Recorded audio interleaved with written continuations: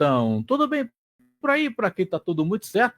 Começando aqui pela sua Rádio Alternativa FM, a rádio da gente, mais um programaço nesta quinta-feira, 24 de abril de 2025. É o nosso Clube do Filme Podcast e o nosso bate-papo de hoje não poderia ser diferente não, hein? Com toda certeza, nós começamos na semana passada, né? Conversando com vocês a respeito dessa série fantástica Adolescência. E hoje teremos a parte 2. Na primeira parte falamos sobre o primeiro e o segundo episódio e hoje vamos encerrar comentando a respeito do terceiro e quarto episódio. Mas antes de eu trazer os nossos convidados para a nossa tela virtual aqui, no nosso bate-papo nos estúdios virtuais da rádio, vamos falar um pouco dos nossos apoiadores culturais que estão sempre com a gente nessa parceria fantástica. Nutriabis Pet Center, com 2 endereços em Caruaru. O primeiro endereço fica localizado na Rua Silvino Macedo, a mais conhecida Rua da Marfama, a antiga Rua da Marfama, agora não é mais não, tá certo, gente? Exatamente. E o segundo endereço fica na Rua Francisca Lira Florencio, no bairro Maurício de Nassau. E, como eu sempre falo, na Nutriabis você encontra tudo o que você precisa para o seu pet. Tá duvidando de mim?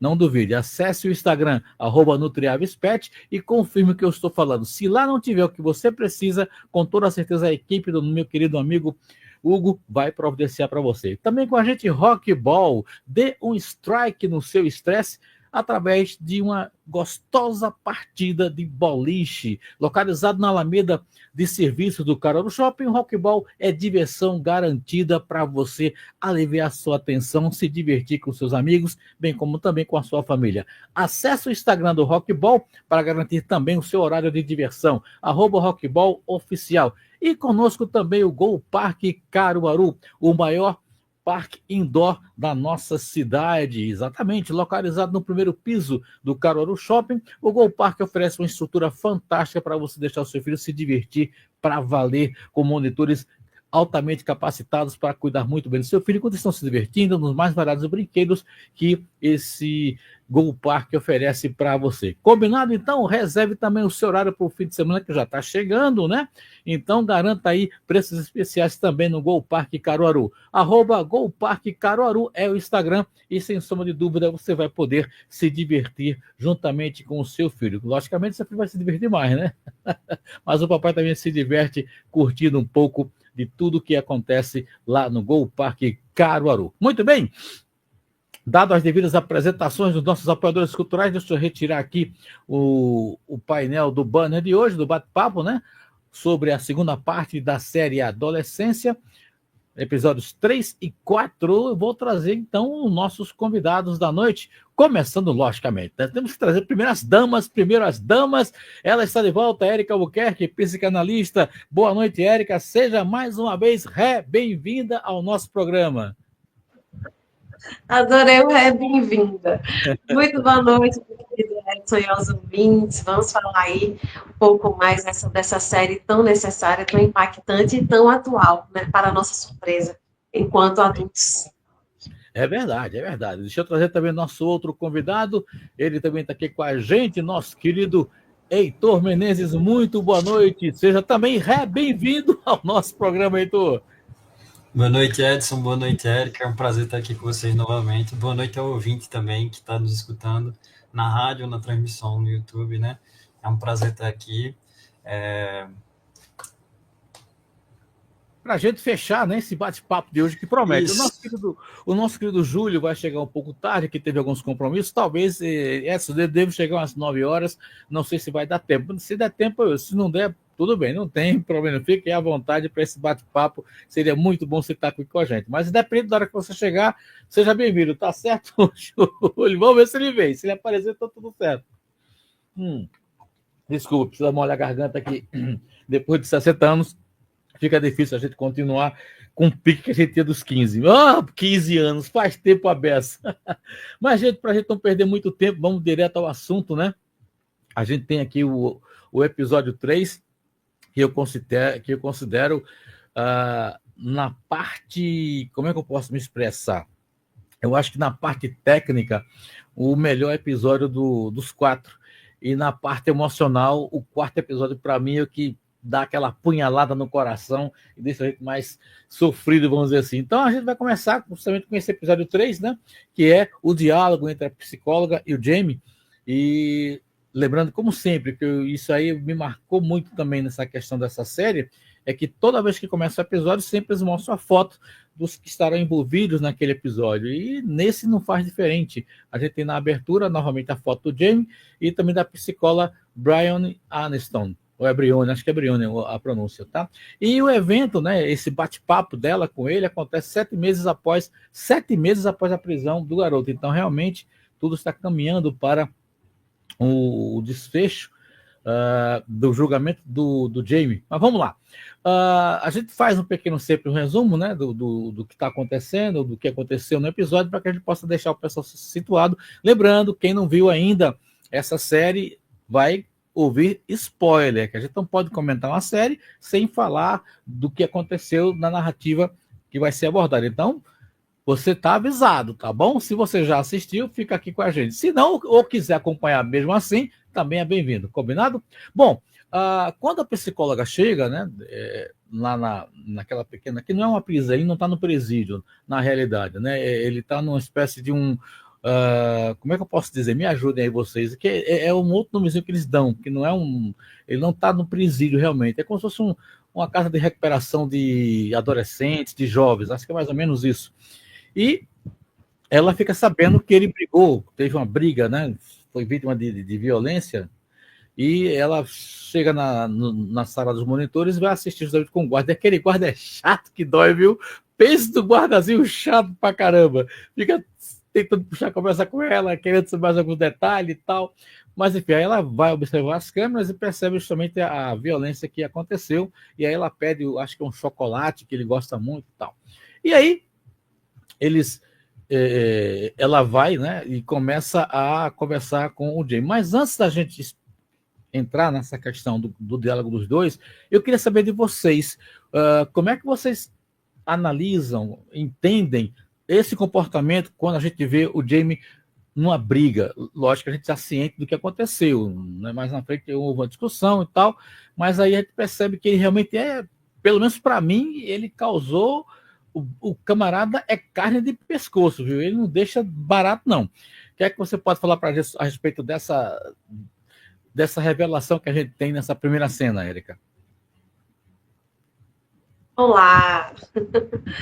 É uma psicóloga forense, né, que vai lá, que faz essa análise do trabalho da psicologia, que vai ser mais a área do Heitor, né, a serviço da justiça e analisa perfis profissionais, sanidade mental, todo um trabalho muito específico, né? E ela usa uma técnica, essa coisa do chocolate que você falou, que na psicologia eles vão chamar de rapport, né? Que é para criar uma identificação com o outro, né? Então, tá ali, estabelecer ali aquele ambiente em que ele consiga ter uma identificação com ela, coisa do, você lembrou, né? Vai criando ali um ambiente, né? No rapport, mais uma espécie de espelhamento, né? No caso, ela não tem um para ela também, né? Mas é para criar uma identificação ali, uma ambientação. Ela utiliza muito bem todos os recursos, né? Embora muito jovem, e depois a gente vai vendo os impactos que ela tem durante o trabalho ali, mas ela, né, usa muitas técnicas, mas ela é bem preparada. A questão da briga ali, se a gente for pensar bem, até que demorou, né? Não é dado para a gente informação de ter brigas anteriores. A gente trabalha também com essas limitações, aquilo que o filme mostra também, né? Exato. A gente não sabe quem era a pessoa com quem ele brigou também, qual o perfil do outro. O filme só está apontando para a gente o perfil dele, mas quem foi esse, né, da briga? Porque não é detalhado, porque o Jimmy, acho que o Heitor vai concordar aí, que o paciente difícil, né, aquele que consome muita energia psíquica da gente, assim, que dá mais trabalho, não é o que tem mais dor, o que está passando pelo maior drama, é o que tem mais resistência, né, é o que apresenta mais resistência. Então, o Jimmy estava ali extremamente resistente à terapia, ele faz de conta ali que está tudo bem, mas ele joga muito, ele não está entregue, então ele tirou de visibilidade, ele, a gente já se entendeu, já está tudo certo, ele não detalha, ele não traz para a gente. Então, para mim, em termos de elemento para análise, ficou muito pouco, porque ele não está ali contribuindo de fato, né? Ele está ali tentando ser enigmático, ele joga, ele não quer dar muitos detalhes, justamente pela questão do ser culpado, né? Que a gente já entendeu isso ali na primeira análise que a gente fez. Então, o paciente mais difícil é o resistente, porque pode ser o pior drama. Mas se o paciente está ali mais aberto, né, as resistências estão mais reduzidas, porque a resistência sempre tem, mas se elas estão mais reduzidas, aí o trabalho ele é muito mais fluido, é muito mais leve. Então ele desconversou muito a questão da briga. Ah, vai ser briga contra ele, para mim não veio muito elemento para aprofundamento de análise, não. Ok. E respondendo a sua pergunta que você me fez no WhatsApp, pode trazer o convidado que você sugeriu, tá certo? Fique à vontade. Bom, meu querido Heitor, e suas observações preliminares, né, pegando a questão da briga, como já foi citado, e esse primeiro diálogo, o chocolate que ela traz para ele e tudo mais, como é que você faz essa primeira análise desse ponto de vista?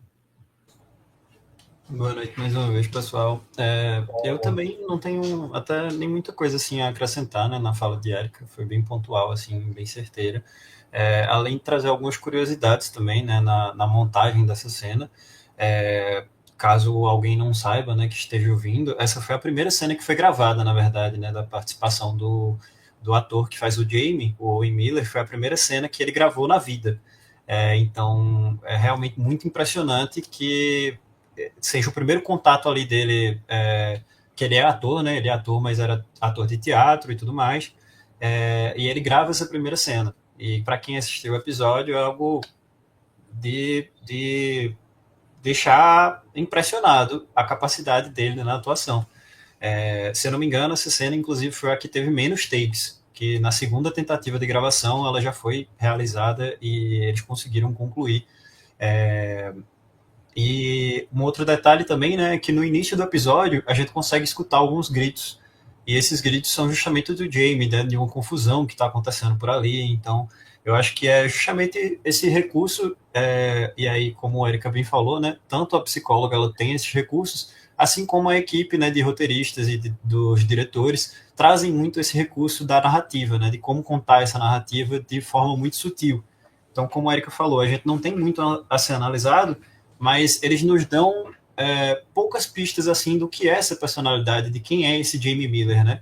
Não o suficiente para que a gente consiga se aprofundar, mas que a gente consiga ficar de uma maneira bem rasa e bem superficial, sabe? Que é ao mesmo tempo muito perigoso que a gente entre em alguma análise tendo pouquíssimo conteúdo ali do que se é mostrado para nós como telespectadores. Uhum. Ok, beleza, muito bem. E assim, a conversa começa aparentemente amigável, né? Aquela conversa, uma troca de carinho da parte de um, uma brincadeirinha daqui, brincadeirinha dali e tal, todo aquele envolvimento é bem interessante. A maneira como o bate-papo vai sendo conduzido, até então a gente não sabe quem está dominando quem, né? Fica só aquela coisa de, entre aspas, de amigos que estão num barzinho conversando, jogando conversa fora, como se diz. Mas, em dado momento, a psicóloga começa a fazer várias perguntas com relação à família, e ela puxa muito a questão dos avós, mais especificamente o avô, e também ela puxa esse lado com relação à questão do pai e tal, e ela envolve ele nisso, ele vai tentando se esquivar, ele começa a ficar um pouco incomodado com isso. Aonde será que ela queria chegar com essa conversa? Eu vou conversar com você, meu querido Heitor. Eu acho que justamente ela se vê nessa mesma posição, né, que a gente como espectador ali, né, como telespectador se encontra, que é tentar pescar alguma informação, porque o Jamie ele é muito fechado, né? A gente entende que não é a primeira sessão, já que ele insinua que ela lembrou do chocolate quente, né, com marshmallow, do jeito que ele pediu e tudo mais. Então a gente entende que eles já se viram de outras vezes, que esse não está sendo o primeiro contato deles, mas que ela também não tem muitas informações ainda, né? Ela está criando esse relacionamento, ao mesmo tempo que ela não está ali como uma psicóloga clínica, como a Erika bem falou, né? Mas ela tenta criar esse vínculo, essa relação, para entender melhor quem é esse personagem, né? Quem é Jamie Miller, para ao mesmo tempo entender o que está por trás disso, né? Porque nós, como seres sociais, a família é justamente nosso primeiro contato, né? Onde a gente se relaciona com o mundo. A gente tem a escola, quando a gente é criancinha, a gente tem os nossos amigos, mas a família é justamente esse primeiro núcleo que a gente se relaciona. Então ela quer entender justamente que posição que o Jamie Miller tem no mundo, né? Da forma com que ele se posiciona, como ele se relaciona com as pessoas, e justamente ela vai na família para tentar entender de onde esses comportamentos surgiram, né? De onde que essa percepção do mundo à sua volta se formou. Então, eu percebo dessa forma, assim, né? Ela está tentando colher essas informações, né? É meio com coleta de dados, mas de maneira pelas beiradas, digamos, né? E muito sutilmente, né? Que ela vai dando uma pitadinha aqui, vai aquela coisa, quando ele se abre mais, quando ela percebe que ele está mais fechado, ela vai novamente, insiste delicadamente, faz um certo rodeio, mas enfim, eu não sou psicólogo nem psicanalista para fazer essa análise. E você, Érica? Pois é, a série ela é brilhante e maravilhosa em inúmeros aspectos, assim. Mostra muito o esforço do trabalho, né, do psicoterapeuta ali, né, a demanda do esforço. E como atender adolescente tem muitas especificidades. Eu sempre fui conhecida por ser uma pessoa muito séria. Nossa, mas Érica, porque tudo com Érica é uma postura. E aí tinha uma adolescente que eu atendi, ela, você é doidinha, né? A minha psicanalista é meio doidinha. E eu fui, mas como a gente performa de acordo com a necessidade deles, porque era um dos casos de depressão mais dramáticos que eu já vi, né? E eu, sem perceber até, eu trazia uma energia muito alta. Eu colocava uma energia muito alta, né? E aí a gente ria muito, trazia um pouco, porque a gente já tinha aprofundado no denso, e ainda estava amorosa a saída dali daquele lugar. E aí eu fui perceber, com base no retorno dela, no feedback, eu disse, meu Deus, minha psicanalista é doidinha, você é muito doidinha. Hoje ela já está bem madura, né? Passou em concurso, tá num relacionamento bem sério, tá? E ela, nossa, Érica, como você realmente tinha outra postura para me acolher quando eu estava ali mais jovem. Então a gente precisa mesmo de recursos mais lúdicos, não é? Porque é muito recém-saído da infância. A infância ainda está ali muito marcada. Então, mostra quantas estratégias são necessárias para conseguir a gente acessar o outro, para que o outro abra um espaço para si mesmo, né? Para que ele se implique no seu próprio percurso. Então, esse é um aspecto, assim, para trazer. E a gente ir trabalhando isso que você falou aí, é o que a gente chama de manejo clínico, né? Quando ela vê uma aberturazinha, ela vai. Então, a gente vai. Quando a gente percebe que foi muito, que o paciente já não quer mais, aí a gente recua. Aí, nesse recuar aqui, percebe que tem uma brechinha para ir de novo, a gente vai de novo. Isso se chama de manejo clínico, isso que você traz. Então, ela maneja muito bem, né? Ok, muito justo, muito justíssimo. Mas aí a conversa vai se aprofundando, né? A gente percebe que há em dado momento, as perguntas que ela começa a fazer começam a incomodar o Jamie. E aí o Jamie começa a responder com uma certa ironia, começa a ter uma certa gozação, tendo um comportamento até de respeito e de despreocupação, sei lá. Mas, assim, como é que vocês veem essa atitude dele? E a gente pode considerar que, a partir desse momento, ele começa a provocá-la como se ele quisesse tomar conta ele fosse como é que eu posso me expressar? Fosse o comandante, ele estivesse dominando, essa é a palavra, ele estivesse dominando o diálogo. A gente pode ver por esse lado, Érica? Pois é, aí a gente já vai entrar um pouco mais na tônica do que a série busca trazer, que é essa questão da misoginia, né, da coisa do Red Pill, não do Andrew Tate, dessas influências, porque o que o leva a estar ali naquela posição é justamente a forma como ele vê as mulheres, né? E como ele se incomoda quando ele vê mulher que tem uma imagem um pouco mais de poder, de representatividade. Então, na verdade, ele tem essa dificuldade. E ali ele está jogando o tempo inteiro, ele está todo o tempo no personagem, né? Não abre mão disso, ele não se distrai muito, só quando ele não dá conta das emoções é que ele explode mesmo, Mas aí ele tenta também brincar, ele tenta fazer parecer que está sob controle, que está tudo bem, ele tenta performar para ela, ele também, em certa medida, me parece que tenta flertar com ela, que ele tem isso com a mulher mais velha, né? Então ele tá performando. Então, tanto ele tenta ser atraente, assim como ela está no manejo clínico, ele também está tentando manejar para ver os espaços que ele também pode brincar com ela. Né? E aí vem a ironia, e eles riem juntos, é uma ironia que não ofende, é uma ironia leve, que brinca, para tentar também tirá-la um pouco daquele lugar, não é? De psicóloga. Ele tenta mexer com isso, desenvolver uma amizade. Do jeito que ela está ali, ele, em contrapartida, ele vem também tentando acessá-la como mulher, em certa medida, né? Só que, naturalmente, ele não dá conta. Ok, Heitor?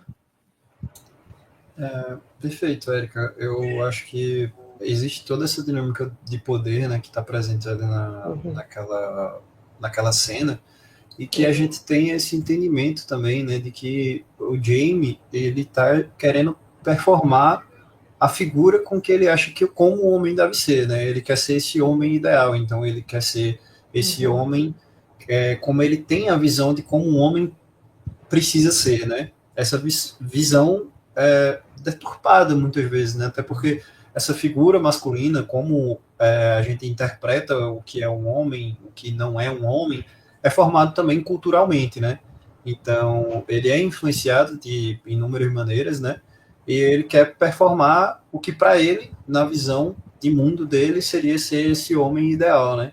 E esse homem ideal é justamente ser esse grupo hegemon, né? Esse grupo que detém o poder. É o grupo que diz como a sociedade tem que ser e diz como ela não tem que ser também. São os homens que estão ali nessa posição de poder em todos os âmbitos para dizer como é que o mundo é.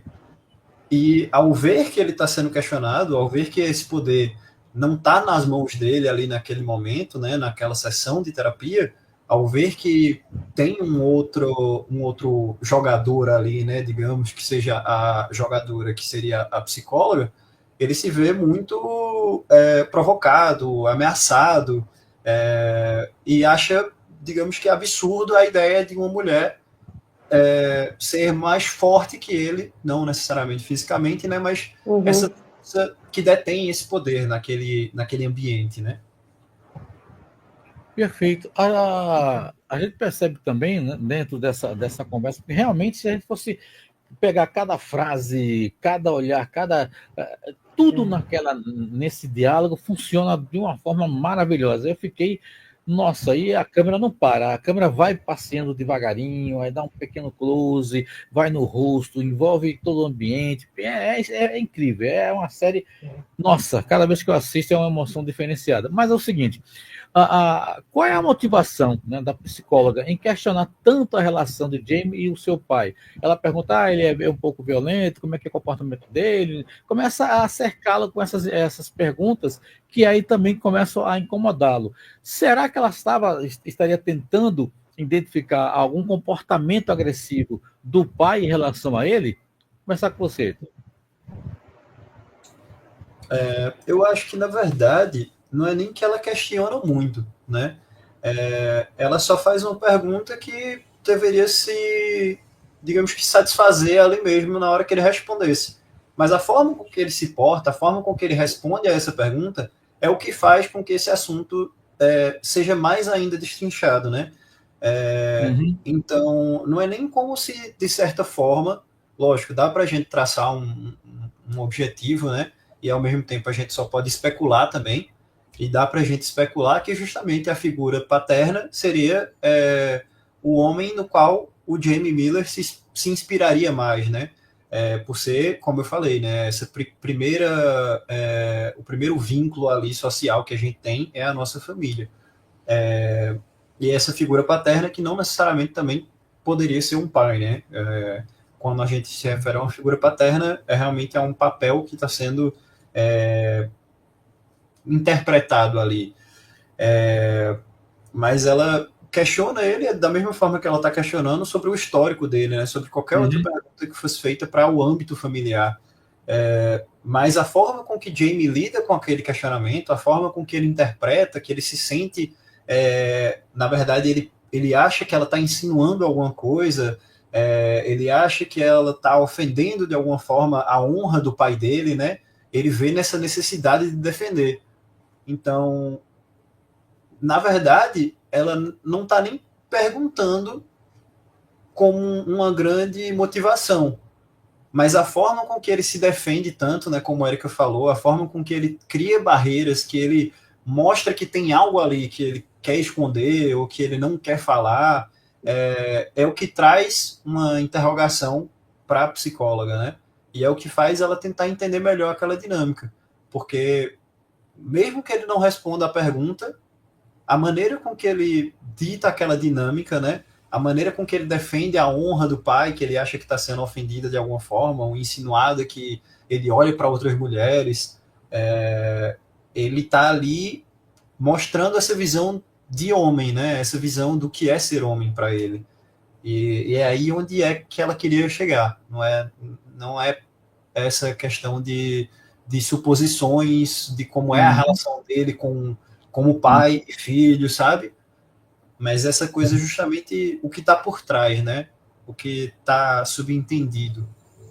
Perfeito, eu vou ter que entrar no intervalo comercial e quando a gente trocar de câmera, a Erika responde para a gente também, vai dar sua opinião. Lembrando que o intervalo comercial vai para você que está acompanhando a gente pelo Dial, 104.9 aqui em Agrestina e região, no nosso site e no aplicativo também. Mas quem está conosco aqui no nosso canal do YouTube não perde nada. Ah, não sabe qual é o canal? Então anota aí, vai direto para cá, vem direto para cá. youtube.com/Alternativa FM Agrestina. Segura aí que a gente volta já.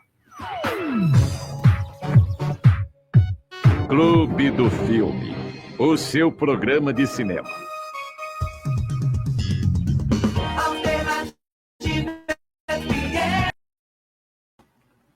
Pronto, voltei. Vocês me ouvem? Estão me ouvindo bem? Ok. Érica, agora a sua vez.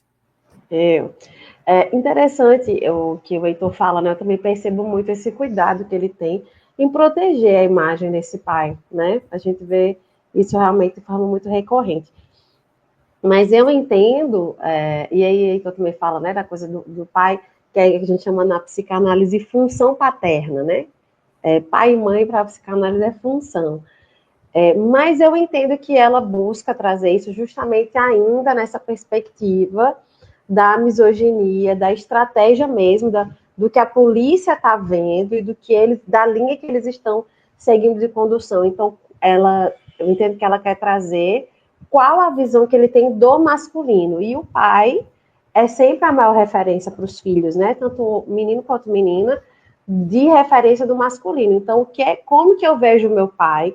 Tem uma tendência de eu projetar isso no mundo. Então, ela quer entender a fonte, né? A origem ali dessa visão do masculino. Então, contando quem é o pai, e aí o avô paterno, né?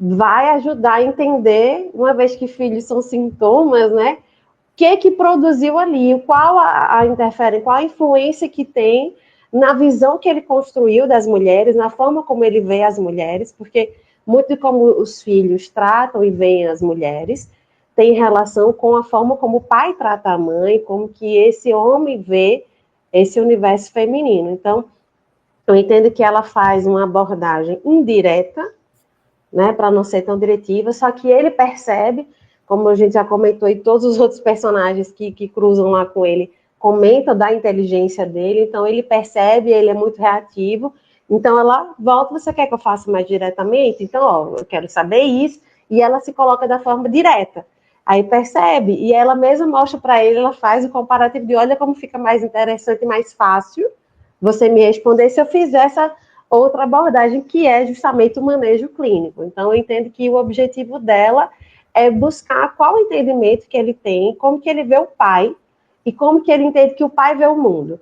Né? E aí ele vai trazer como o pai tem uma visão machista mesmo, do machismo estrutural, que tentou fazer do filho um homem, que joga futebol, né? Eu acho que luta, que foi buscando aqueles clássicos, o tradicional do universo do masculino, que ele não tem aquelas características do masculino clássico, né, do passado, e aí ele percebeu que houve um apagamento dele com relação a esse pai, né, que o pai não via, né, não aceitava, se envergonhava, e o quanto aquilo feria, porque ele não conseguiu ser o macho, digamos assim, que o pai esperava que ele fosse.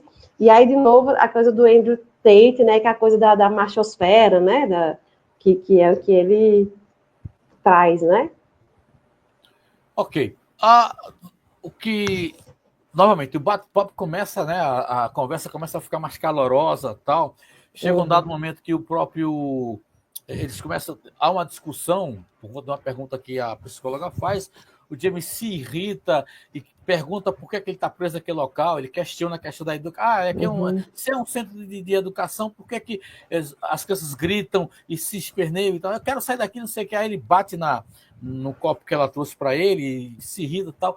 E aí é percebível que a psicóloga, eu acho, no meu ponto de vista, eu acho que ela perdeu um pouco o controle, porque ela vai no mesmo nível que ele. Ela começa a bater de frente. E até em alguns momentos da conversa, que ele fica alterado, ela também se altera, a gente quase não consegue entender esse sentido da discussão. A minha pergunta ela agiu corretamente? Isso foi ou foi alguma estratégia que ele utilizou? Érica. Ela é psicóloga dele, vai começar com o Heitor. Veja, a gente para você pilar dele, né? Entendi. Não, porque ela é psicóloga, ele é psicólogo. Eu penso que... Se você quiser, eu posso... Não, mas tudo bem, a gente não foge da raia, ele abrilhanta aí a fala.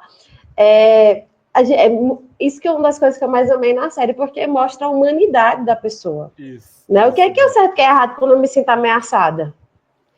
Ela foi massa porque ela podia ter desistido, ter ido embora, ela ainda voltou. Ela ainda dá uma pausa. Ela podia fechar um diagnóstico ali, dizer, terminou com agressividade e tal. Mas ela é tão boa e ela é tão envolvida no que ela faz que ela quer ir até o fundo. Ela é daquela que ainda não está claro para mim completamente. Ela quer fazer o trabalho dela da melhor maneira possível. E ela é uma psicóloga independente, né? Quero ver que esse cara vai chegar. Isso, mesmo ela entendendo que ela estava no risco de sofrer uma agressão ali. Né? Era um risco real. Né? Mesmo estando ali num lugar que tinha segurança e tudo mais, mas ela estava sozinha na sala com ele e ela sustenta, né? Tanto quando o guarda lá faz, e aí ela que dá a mão, que ele se irrita, que vê o poder dela, como assim, a rainha, a postura, né? Muita misoginia, de fato. Então, não se trata de certo e de errado, mas de uma reação de quem sofreu uma ameaça. Porque muita gente tem isso, mas uma psicóloga fez isso. Ali era um ser humano ameaçado. Né? Então, é como... Pode falar, já vai voltar lá? Não, conclua. Não sei falar. É como uma vez eu atendi uma pessoa que estava muito chateada porque ela teve um caso com um cara casado e a esposa era psicóloga. E aí a esposa descobriu e disse umas poucas e boas áreas. Uma psicóloga e falou assim comigo. Não foi a psicóloga. Agora foi a mulher traída que falou. Não, porque muita gente espera que se seja psicólogo 24 horas, psicanalista 24 horas, né? E a gente teria um staff em muito pouco tempo. Então, a gente, antes de ser um profissional, a gente é ser humano. É como se as pessoas chegassem e quisessem que você falasse, né? Como se estivesse apresentando e fazendo comercial aí o tempo inteiro. Né? Rockball, Nutriaves, não sei. Você faz todo um charme aí, mas tu fala com aquela, né? Fala com aquela voz e ninguém dá conta. Imagina a gente pensar psicanaliticamente, psicologicamente, psicologizar, né? A gente fala assim o tempo inteiro. Então, primeiro era um ser humano que teve um primeiro impacto, né? A gente que estava assistindo se surpreendeu, avalie uma profissional ali, né, em sala. Então, tive uma paciente também que ela disse, é interessante, você não tem medo de mim? Eu já quebrei vários consultórios aqui, tem vários psiquiatras e psicólogos que não podem viver. Mas só que ela já chegou para mim, depois de ter quebrado muitos, ela já estava mais estável. Então, eu sentia segurança nela, eu sabia que ela estava bem. Né? Os outros serviram de escudo para mim. Então, existe um ser humano antes do profissional, né? Foi um impacto muito grande. Ok, deixa eu voltar aqui para o estúdio, que já encerrou aqui o nosso intervalo.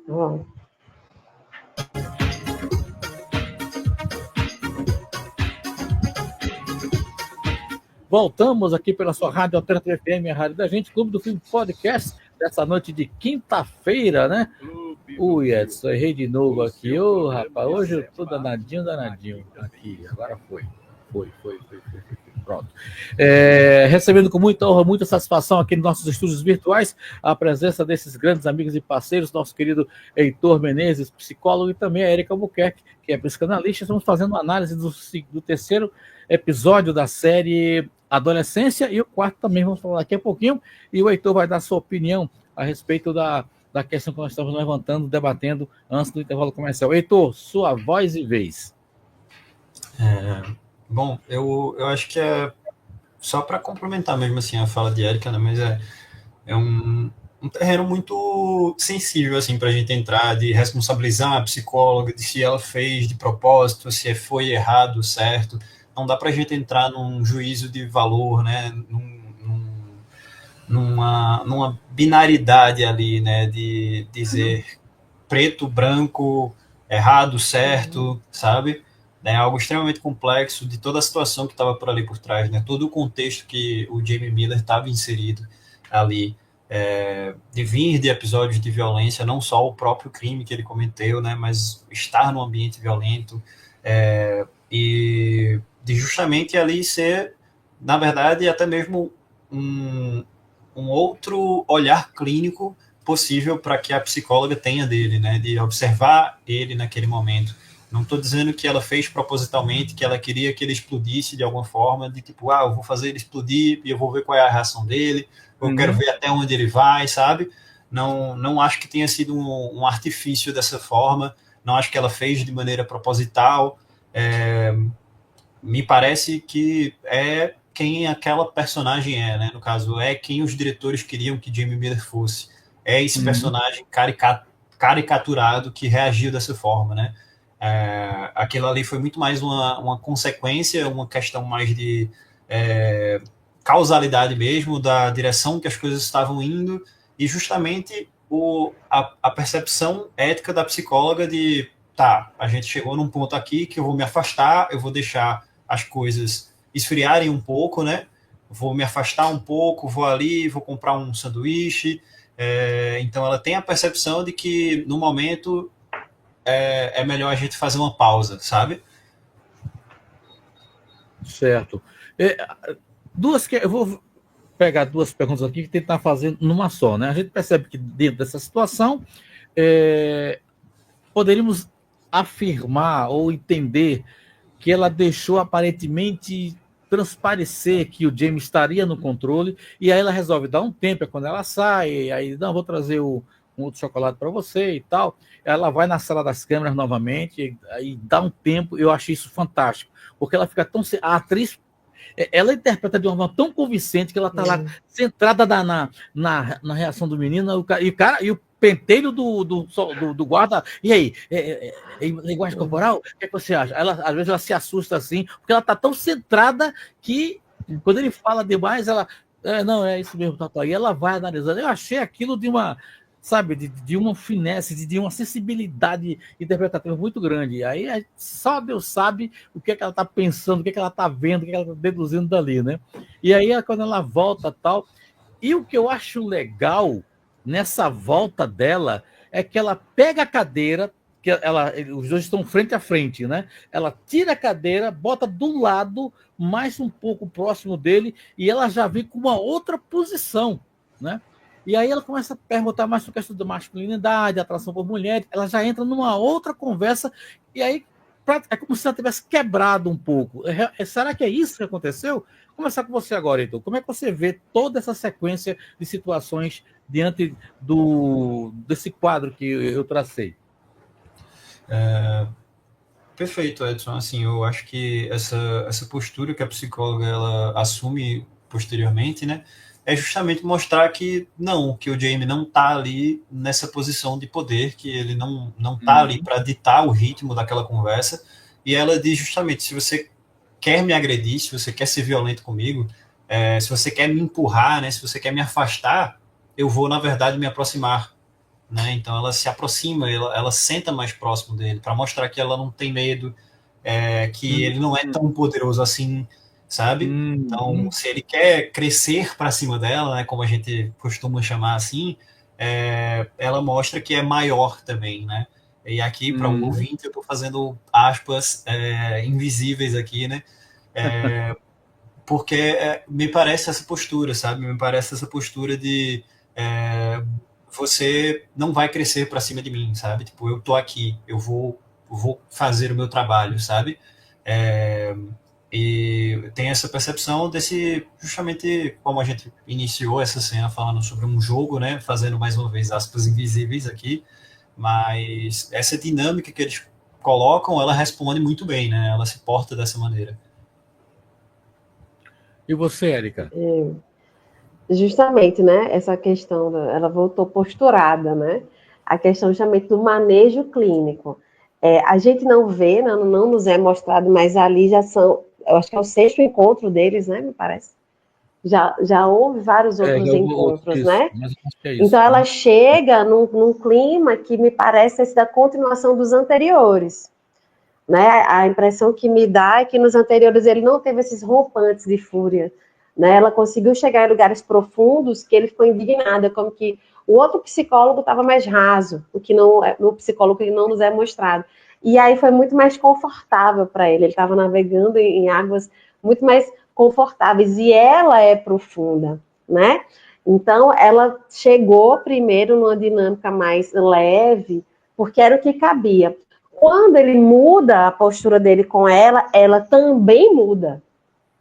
Então, ela está no poder o tempo inteiro, embora ela tenha tomado um susto muito grande, tenha ficado tudo muito tenso, e você veja como trabalhar é difícil em tantas áreas profissionais, porque além dela ter que estar lidando com uma situação extremamente densa, ter aquele abençoado guarda, como você falou, veja, não é que era para ajudar minimamente com seu silêncio, só fornecendo aquilo que ela pedia. E em meio a tudo aquilo, ele é pior do que uma mosca num zumbido do ouvido da pessoa, né? Então ela estava lidando com muita pressão ao mesmo tempo, ele falando sem parar, ela precisando fazer o trabalho dela, né? Foi de uma paciência, porque eu disse, meu Deus, como eu tenho um sangue mais quente, porque eu sairia dali, eu já ligaria para o chefe dele para denunciar o tanto de inconveniente que ele era, mas ela não perdeu tempo, ela foi, eu teria, de verdade, porque eu achei muito grave a postura dele, muito, muito grave, né? Enfim. E aí ela traz isso que o Heitor coloca, ela já se posiciona mais perto, ela vai camada a camada chegando. Ela não é agressiva no chegar, mas ela é posicionada. Ela ocupa o espaço dela, porque ele tentou engoli-la, de certa maneira, né? E aí ela sai, ela também se acalma, ela precisou daquela pausa, mas é como se para ele, ela saiu só para respirar, mas ela saiu a serviço. Enquanto ela respira, ela trabalha, ela procura as imagens, ela vê como é que ele está, a gente, como você falou, a gente não viu, mas ela vê como é que ele está, ela estava trabalhando, né? E aí não levou o chocolate, mas assim, tipo, posso trazer. Não estou ofendida nesse nível, posso trazer. Né? Eu estou aqui trabalhando, não levei para o pessoal. Né? Como se diz na linguagem de hoje, não leva para o coração, né? Ela não levou para o coração.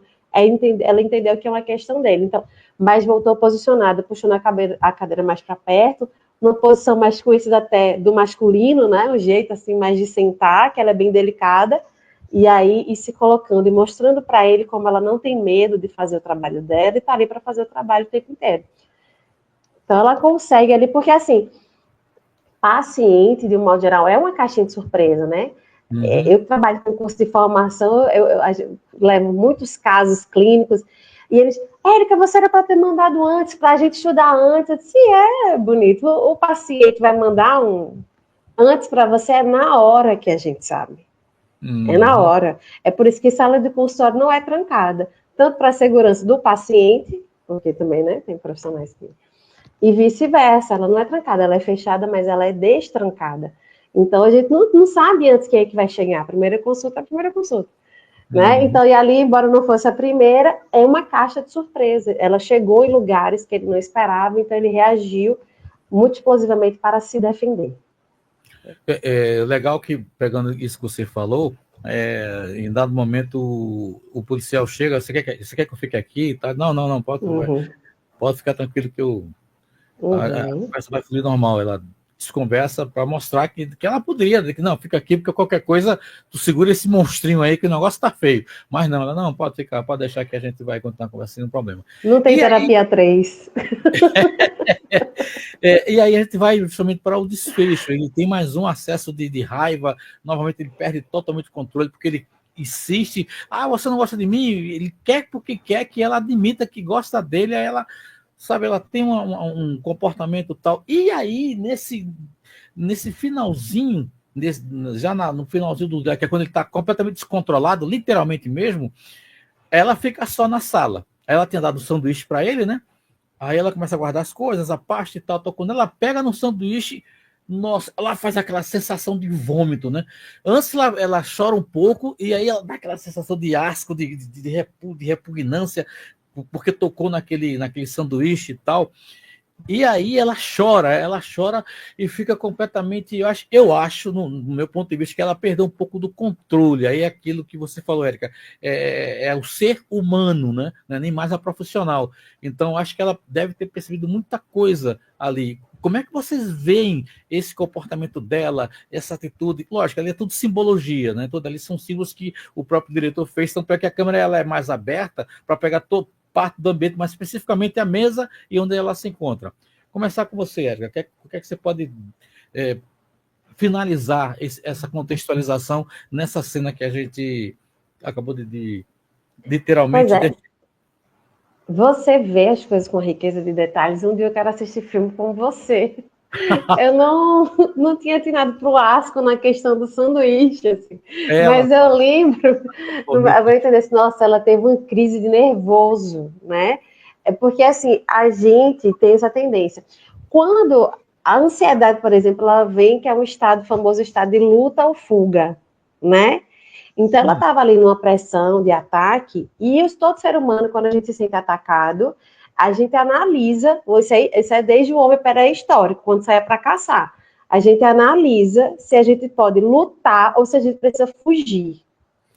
Isso é um estado de tensão e de pressão muito grande, né? A ansiedade, ela é necessária, ela é importante. Então, assim, eu saio para caçar. Mas, nesse caso, eu estou caçando ou eu tenho o risco de ser a presa? Preciso decidir naquele momento. Porque quando eu vou caçar, tem todo tipo de bicho. Então, ali, ela estava analisando, não é? Eu vou continuar o meu trabalho, eu vou enfrentar, ou eu preciso fugir. Ela optou por ficar. Mas ela sabia que ela estava diante de uma situação muito de vulnerabilidade. E conseguiu manter, ele a percebeu com medo em alguns momentos, tensa, mas ela também continua ali, eu estou aqui. Depois que ele sai, que é normal, depois que o perigo passa, aí dá um chamado efeito rebote, né, na linguagem popular, aí o corpo reage, não consegue prender mais, a gente segura a onda até enquanto a gente precisa. É como se vê criança pequena, quando vai para a escola pequenininha, elas ficam na escola, você acha que está tudo normal com ela. Quando a mãe chega, ela relaxa, eu não preciso mais mostrar, você vê que ela chora. Agora eu posso chorar, minha mãe está aqui, eu estou seguro para chorar. Na frente dele eu não posso chorar, né? Eu tenho que manter uma força. Então, entre lutar e fugir, ela escolheu ficar, isso dá toda uma reação química, né? Nas amígdalas cerebrais e tudo mais. E aí, depois que sai o perigo, o corpo reage, a alma reage, aí ela podia sair, né? Deixar que aquilo liberasse. E é muito bom não demorar tanto, a gente, inclusive, precisa aprender. Né? Ela podia ter segurado e ter chorado só em casa, que deve ter chorado de novo. Mas ela já liberou muita adrenalina ali, muita emoção ali, talvez já pelo percurso terapêutico, até por autoconhecimento, e permitir não calar o sintoma, não calar as emoções, para que não vire um sintoma depois, né? E soltou ali, né? Então, assim, ele não estava mais, ela já estava saindo todo descontrolado, e o que é a opinião dele também. E aí ela deu vazão, né, a toda aquela tensão que vai lavando o corpo, vai lavando a alma. A gente, inclusive, precisa aprender a chorar. Mas foi muito tenso. É claro que a gente espera que o outro performe profissionalmente melhor, que seja imperturbável. Inclusive, tem uma obra do Freud chamada O Homem dos Ratos, que ele é bem agressivo, Freud, e aí fizeram um filme, a encenação é perfeita, e Freud na postura assim, ele agredindo, xingando Freud até a quinta geração, e Freud, não é a mim que você está direcionando, é o seu pai que você está transferindo para mim, todo na postura, eu disse, meu Deus, meu ídolo, mas a gente espera isso, mas a gente precisa entender que cada ser humano vai ter uma reação e cada surpresa vai trazer na gente um impacto. O que eu entendo é que, apesar das vulnerabilidades, ela conseguiu chegar onde ela queria, para fazer o melhor entendimento possível do trabalho dela. Ok. E você, querido Heitor, como é que você faz essa análise desse finalzinho, desse episódio 3? Bom, eu acho que, em geral, assim, né, a gente, como eu venho falando durante esse episódio, é muito importante que a gente tenha justamente esse cuidado para que a gente não saia especulando muita coisa, sabe? E eu faço esse disclaimer, né? Porque essa minha fala de agora, ela não é com uma leitura de psicólogo, como a Erika bem falou, né? A gente não está sempre nessa postura de psicólogo, de psicanalista. Essa análise não é uma análise clínica minha, é justamente uma análise daquela cena, a análise do que o diretor queria comunicar, né? O que eles estavam querendo comunicar. Então, não é uma leitura que eu faço baseada na psicologia, sabe? Para especularizar isso. Eu vejo que tem justamente esse elemento muito simbólico naquela cena, né? Aquela cena, ela não está ali por estar, né? Tipo, nada no cinema está por acaso, né? Então, como a Erika bem falou, a reação dela fisiológica e, ao mesmo tempo, essa questão simbólica ali do sanduíche, né? Como se aquele sanduíche, ele, depois que ele entrou em contato com o Jamie, né? Ele foi mordido, ele entrou em contato com aquela pessoa. E é como se aquele sanduíche, ele tivesse apodrecido, né? Como se fosse, na verdade, a visão da psicóloga, que antes tinha essa visão de que ele era uma criança dócil, amorosa, gentil, né? E a partir daquele momento, ao finalizar a sessão, quando ela conclui a avaliação dela, né? Ela vê que não, que ela é aquele sanduíche, que ele, na verdade, né, é aquele sanduíche que agora traz outros valores, né? Ele é aquele sanduíche que está mordido ou apodrecido de alguma forma, né?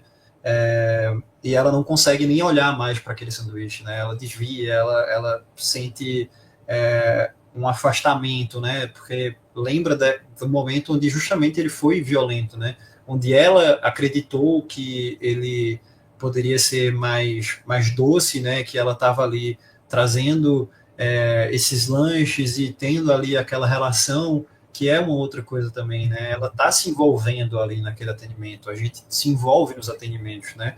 Não é uma relação unilateral. A transferência, né? O rapport, ele vem daquele ambiente, né? É um ambiente clínico entre duas pessoas. Então, é a simbologia daquele momento de aquele sanduíche representando de alguma maneira o Jamie, né?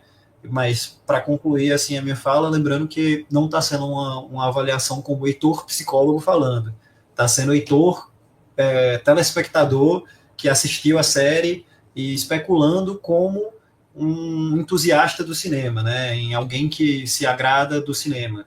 Não está sendo uma leitura minha como psicólogo, né? Tá, mas aí eu vou aprofundar mais a questão, certo?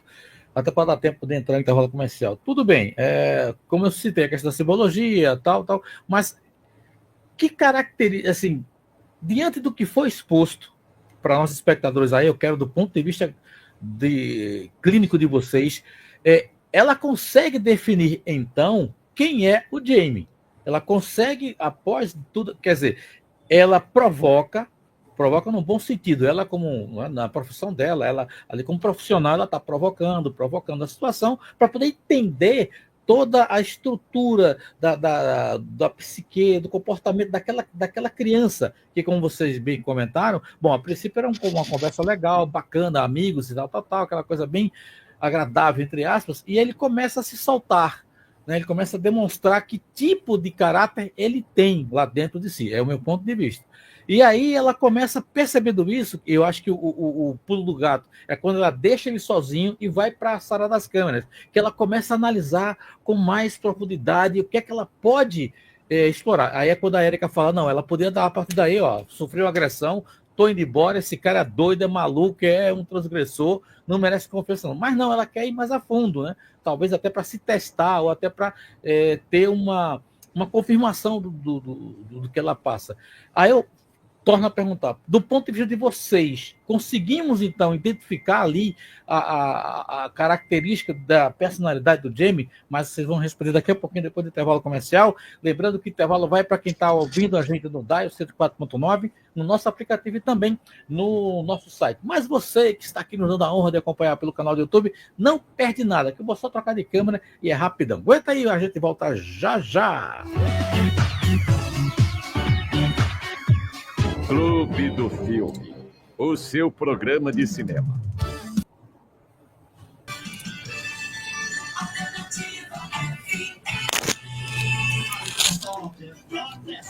Bom, vou começar com você, meu querido Heitor, né? Que, do seu ponto de vista, você como psicólogo, como é que você vê o comportamento do... Quem é o Jamie para você? Pronto, a pergunta é essa. Quem é o Jamie para vocês?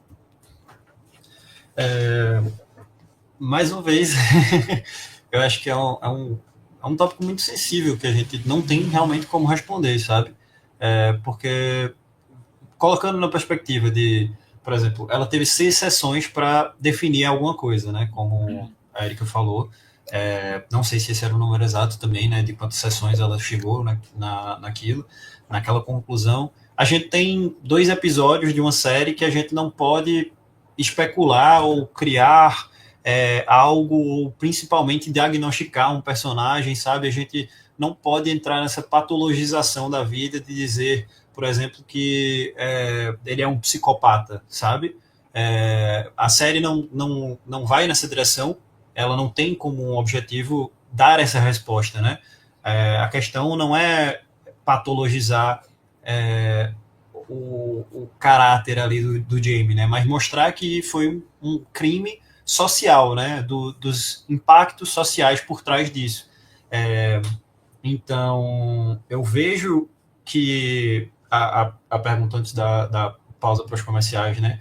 Que ela mesma diz, na verdade, né? Que ela conseguiu e ela chegou a uma conclusão e ela terminou o que ela veio para fazer, né?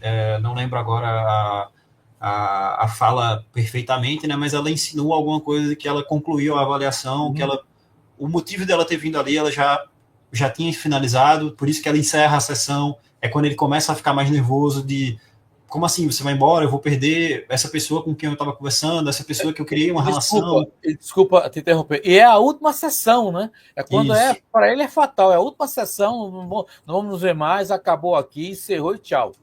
Exatamente. Então é aí onde ele coloca essa relação deles de, mas você gosta de mim, você veio para cá, você gosta de mim, e ela deixa muito claro, é algo muito sensível também, né? A escolha da fala dela é perfeita, ela poderia dizer sim, não, e ela ir justamente nessa questão mais de binaridade, né? De ter 2 alternativas só, mas ela diz e deixa claro que ela não está ali para avaliar isso. Ela não está ali para gostar dele ou não gostar dele.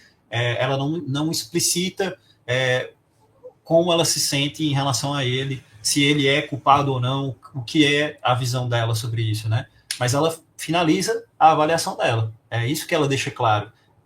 A gente não fica numa dúvida de se ela terminou e concluiu o trabalho dela. Na verdade, ela mesma diz, eu terminei meu trabalho. Acabou, essa é a última sessão, eu vou embora, a gente não vai mais se ver. Obrigado pela confiança, por ter conversado comigo, mas aqui acabou, né? Tipo, eu encerrei o meu trabalho, ela encerra aquela relação, né? Ela finaliza aquilo que deveria ser de uma maneira mais amistosa, né? Mas a forma com que ele reage não permite que seja. Então, o que a gente pode analisar é somente aquela cena, né? Aquelas poucas cenas, na verdade, que a gente tem com o Jamie, que acaba sendo só no primeiro e no terceiro episódio, né? Então, também não dá pra gente dizer quem é o Jamie, né? O que é o Jamie, né? O que a gente consegue responder é com o que nos é mostrado. E o que nos é mostrado é que ele é um sintoma dessa sociedade, né? Que ele é influenciado de uma maneira muito profunda pela sociedade, de uma maneira muito misógina, né? Ele tem uma visão misógina, ele está envolvido ali numa sociedade machista, e essa visão misógina dele é para onde ele se direciona e se aproxima dentro de outros diversos grupos. Ele tem essa visão mais masculinista. Então, o que a gente pode responder é quem Jamie é na sociedade, né? E como ele foi um fruto dessa sociedade também, de como esse ambiente adoecedor fez com que o personagem Jamie fosse daquela forma, sabe? Ok. Minha amiga Érica, antes de você passar a palavra para você, deixa eu voltar aqui para os estúdios, que encerrou aqui o intervalo comercial, tá no último, a gente volta para cá, para o estúdio. Só um segundo. Coleta domiciliar, responsável técnica, doutora Josineide Neri.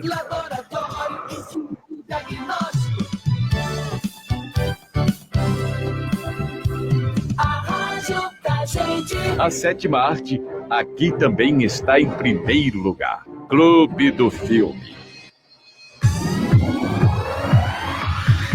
Opa, voltamos aqui pela sua Rádio Alternativa FM, a rádio da gente, Clube do Filme Podcast dessa quinta-feira fantástica, levando para vocês mais informações sobre os 2 últimos episódios da série Adolescentes, recebendo com muita honra, muita satisfação nossos estúdios virtuais, os nossos convidados, o nosso psicólogo Heitor Menezes e a nossa querida psicanalista Érica Albuquerque. Estamos fechando o ponto de vista a respeito do terceiro episódio, e aí vamos passar para a Érica fazer o seu comentário. Vamos nós.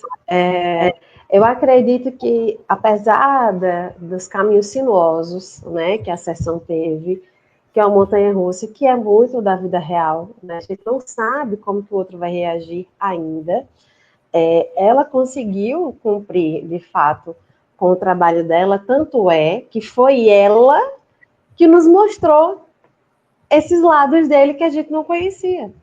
Né? Ela tanto conseguiu que ela extraiu, esse é o trabalho, né? Fazer, inclusive, com que a pessoa se perceba. Às vezes o próprio Jim não tinha esse acesso dele mesmo, do quanto ele se enfurecia. Por isso que a terapia, tantas vezes, é assustadora. É você se perceber assim, nossa, mas eu me descontrolo assim, eu sou assim, só porque ela fez tal pergunta, eu jogo o copo, né? Às vezes a pessoa não se sabe.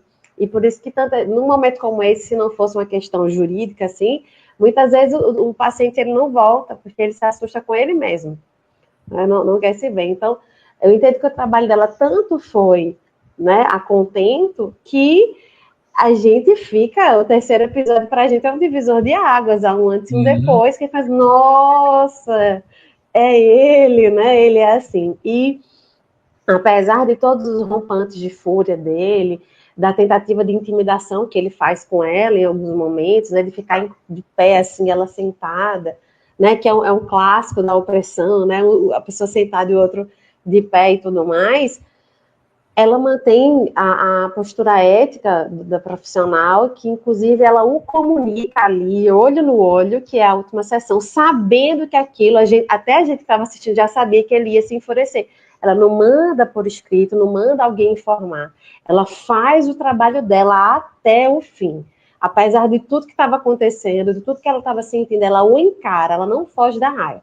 Ela tem aquele aspecto fragilizado, tenso, né? Ela dá desde o início uma ideia de, nossa, como ela é frágil. Até a forma, desde do momento que ela chega lá, antes de se encontrar com ele até, passa essa imagem, mas ela encara olho no olho, e vai até o fim, olha, a gente não vai se ver mais, e como o Heitor trouxe aí, ela responde quando ele pergunta, mas você gostava de mim, mas você gosta, mas você vai voltar, né, porque ele estava considerando como se fossem ali encontros, né, me parece, assim, né, entre um homem e uma mulher e tal, uma viagenzinha nesse sentido, e ela deixou o tempo todo bem claro, eu estava fazendo o meu trabalho, eu fiz o meu trabalho, obrigada, né, por você ter contribuído com isso, então ela não foge, assim, em nenhum momento, ela faz aquela pausa, mas ela não foge, e ela mantém, ela conseguir dizer, porque, de novo, diante daquilo, ela poderia ter se sentido impossibilitada de falar e fazer diferente, o que caberia também, nesta circunstância, mas ainda se ela, Jimmy, olha,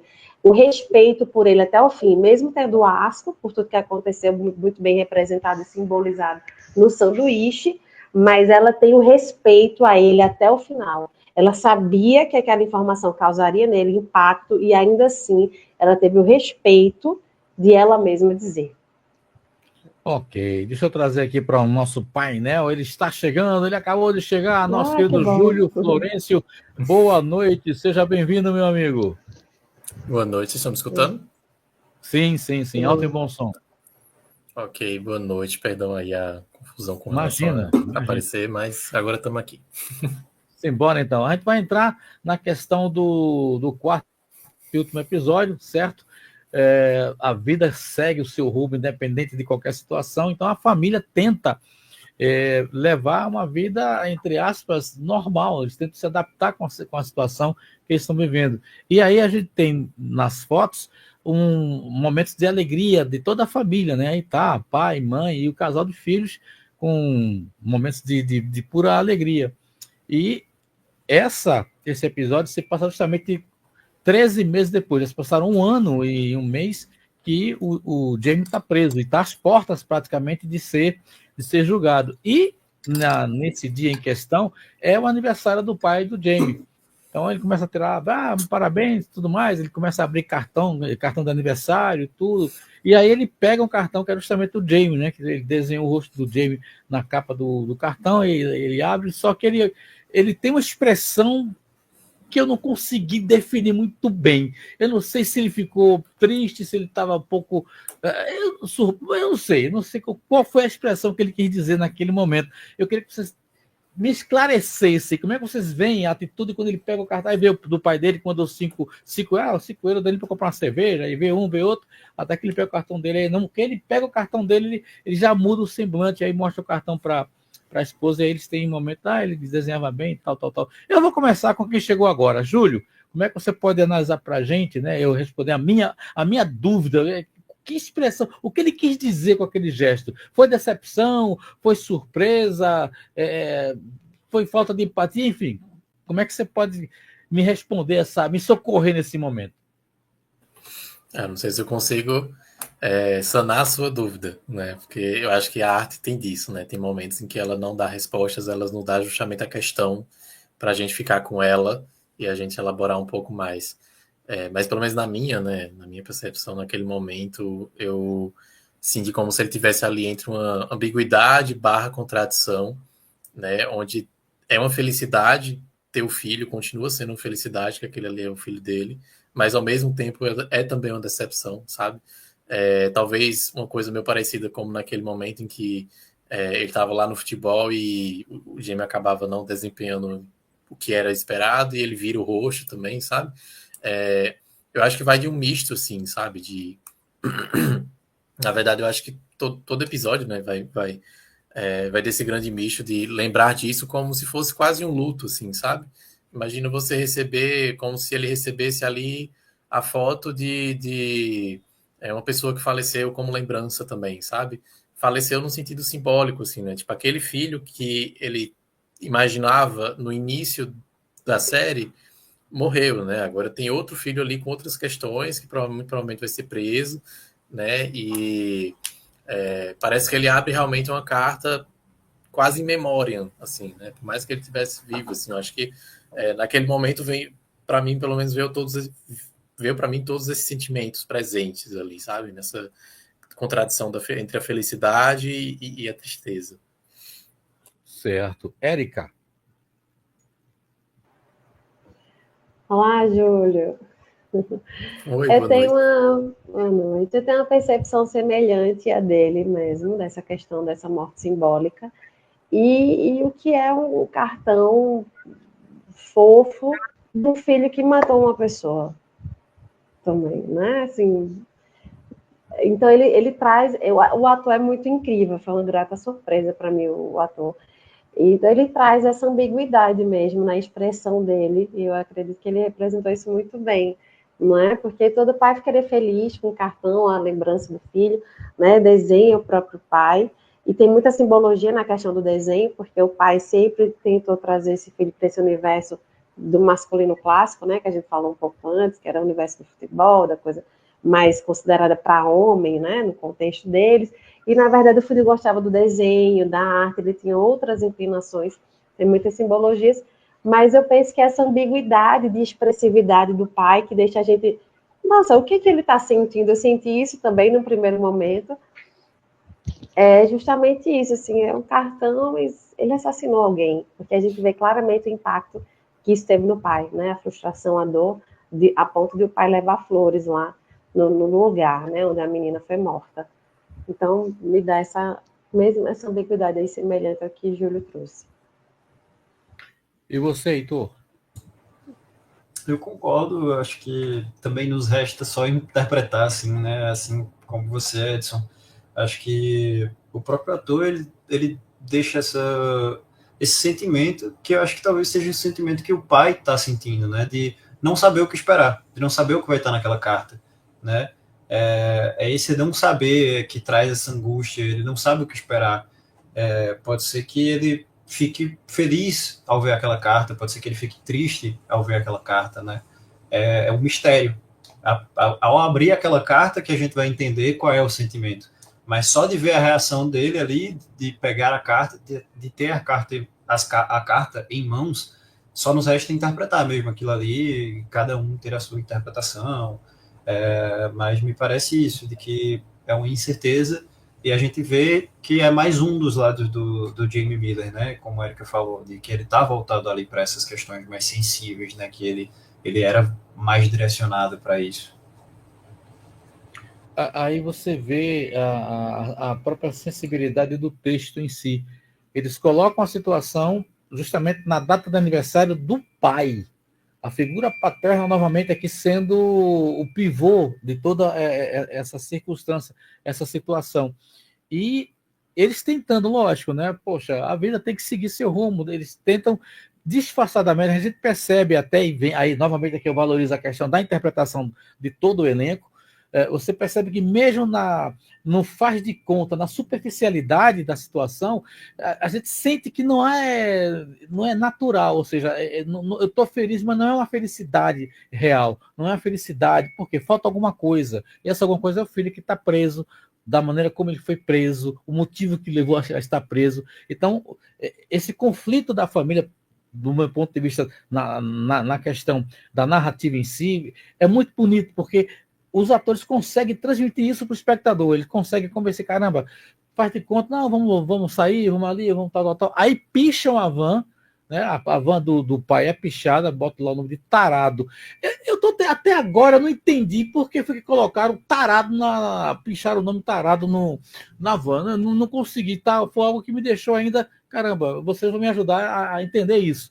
E aí eu vou sintetizar tudo para que a gente possa ter tempo de cada um fazer uma explanação também geral. Resultado, há alguma conversa entre o marido e a esposa, né? Quando ele vai lavar lá e ela, não, vamos sair daqui, vamos se mudar. Não, a gente vai mudar, mas não vai mudar nada, vai contar do mesmo jeito. Para onde a gente for, essa coisa dessa situação vai estar perseguindo a gente.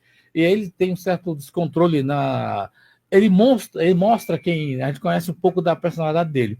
Mas eu queria saber de vocês, como é que vocês veem essa questão, o porquê do nome tarado, né? Ele até vizinho é um negócio impressionante. E vizinho fofoqueiro é melhor ainda. Eu acho hilário. E tirando onda com duvidador foi fulaninha.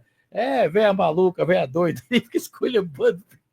Mas, enfim, começar com você, Érica. Me dê aí uma luz sobre por que colocaram tarado na van, picharam o nome tarado na van do pai. Ai, adorei também a questão da vizinha, né? Eles trouxeram um tonzinho cômico, né? A forma, inclusive, como ele falava baixinho para sempre. Você não sei. Alto ele dizia uma coisa, baixinho dizia outra, ficou tudo muito com graça e coube, né? Naquele contexto ali dramático. Eu penso que essa questão do tarado inquietou todo mundo também. Por que tarado? Por que não assassino?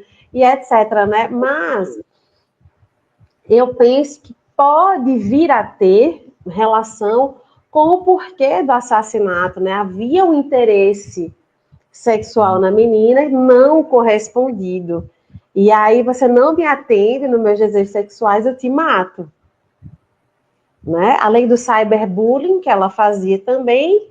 Então, não sei se foi nesse sentido ou se procuraram um nome para piorar tudo também, porque mostrou essa questão do quanto o entorno, né? O filme retrata muito bem o quanto o entorno pode nos afetar, porque eles amanheceram um dia, aquela família, escolhendo ser felizes, trazer uma leveza, arejar um pouco aquela densidade, todo aquele peso. Aí a vizinhança não colabora, o camarada sai para limpar, tranquilo na dele, só me diz como é que eu faço.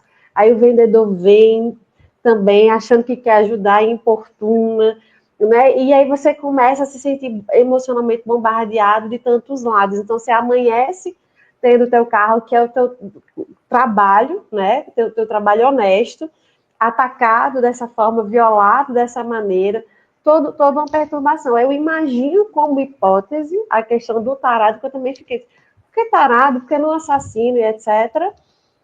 Nesse sentido. Agora, se o pai ali na vizinhança tinha alguma reputação de ser paquerava alguém, mas eu imagino, a hipótese que eu mais trago é o fato de que ele tinha interesse sexual, né? E mostrava que o Jimmy, ele tinha essa coisa de ficar perseguindo alguns perfis de mulheres mais provocantes e tal, ficava ali comentando, né? Que é coisa muito do adolescente mesmo. Então, eu realmente estou como o Júlio, né? A arte, assim, não tenho muito como... A gente não consegue ser muito objetivo aí, porque é para mexer com a gente, para nos inquietar, mas uma linha de hipótese que me vem é essa, né? Ele a queria, e ela morreu não só pelo cyberbullying, mas porque ela o rejeitou sexualmente também, né? Certo. E você, meu querido Heitor? Eu acho que também é mais uma dessas questões também que fica no cotidiano ali, principalmente também do idioma, né? É uma gíria, digamos, né? Como se ela fosse mais uma gíria, assim como no Reino Unido tem uma série que é Ted Lasso. Ted Lasso, ele é um treinador de futebol que vive nos Estados Unidos e ele vai para o Reino Unido. E no Reino Unido as pessoas começam a chamar ele, como tendo uma performance ruim de treinador, né? Começam a chamar ele de wanker. E para ele, mesmo sendo do mesmo idioma, tem um entendimento completamente diferente nos Estados Unidos do que para essa gíria no Reino Unido, né? Então tem um pouco desse regionalismo, digamos, né? Até porque não dá para a gente chamar só regionalismo quando a gente fala de Nordeste, quando fala daqui da nossa região, né? Então, tem um regionalismo aí de uma gíria, de trabalhar o local, né? De ser uma gíria falada no Reino Unido e que se perde um pouco do sentido. Não dá para a gente ser tão fiel assim na hora de traduzir, né? Então, quando vem para cá, ele já vem com um certo significado distorcido que a gente não consegue alcançar para quem é realmente de lá e ver aquela palavra, o que é que aquela palavra significa, né? Qual o significante que está por trás. Então, volta para essa questão, como o Érica botou, né? De ser algo interpretativo também, né? De quando a gente vê quem foi que fez aquela pichação, né? A gente vê que eles só queriam importunar mesmo, que eles só queriam causar, que eles só queriam dar dor de cabeça para o Ed, né? O pai do Jamie Miller.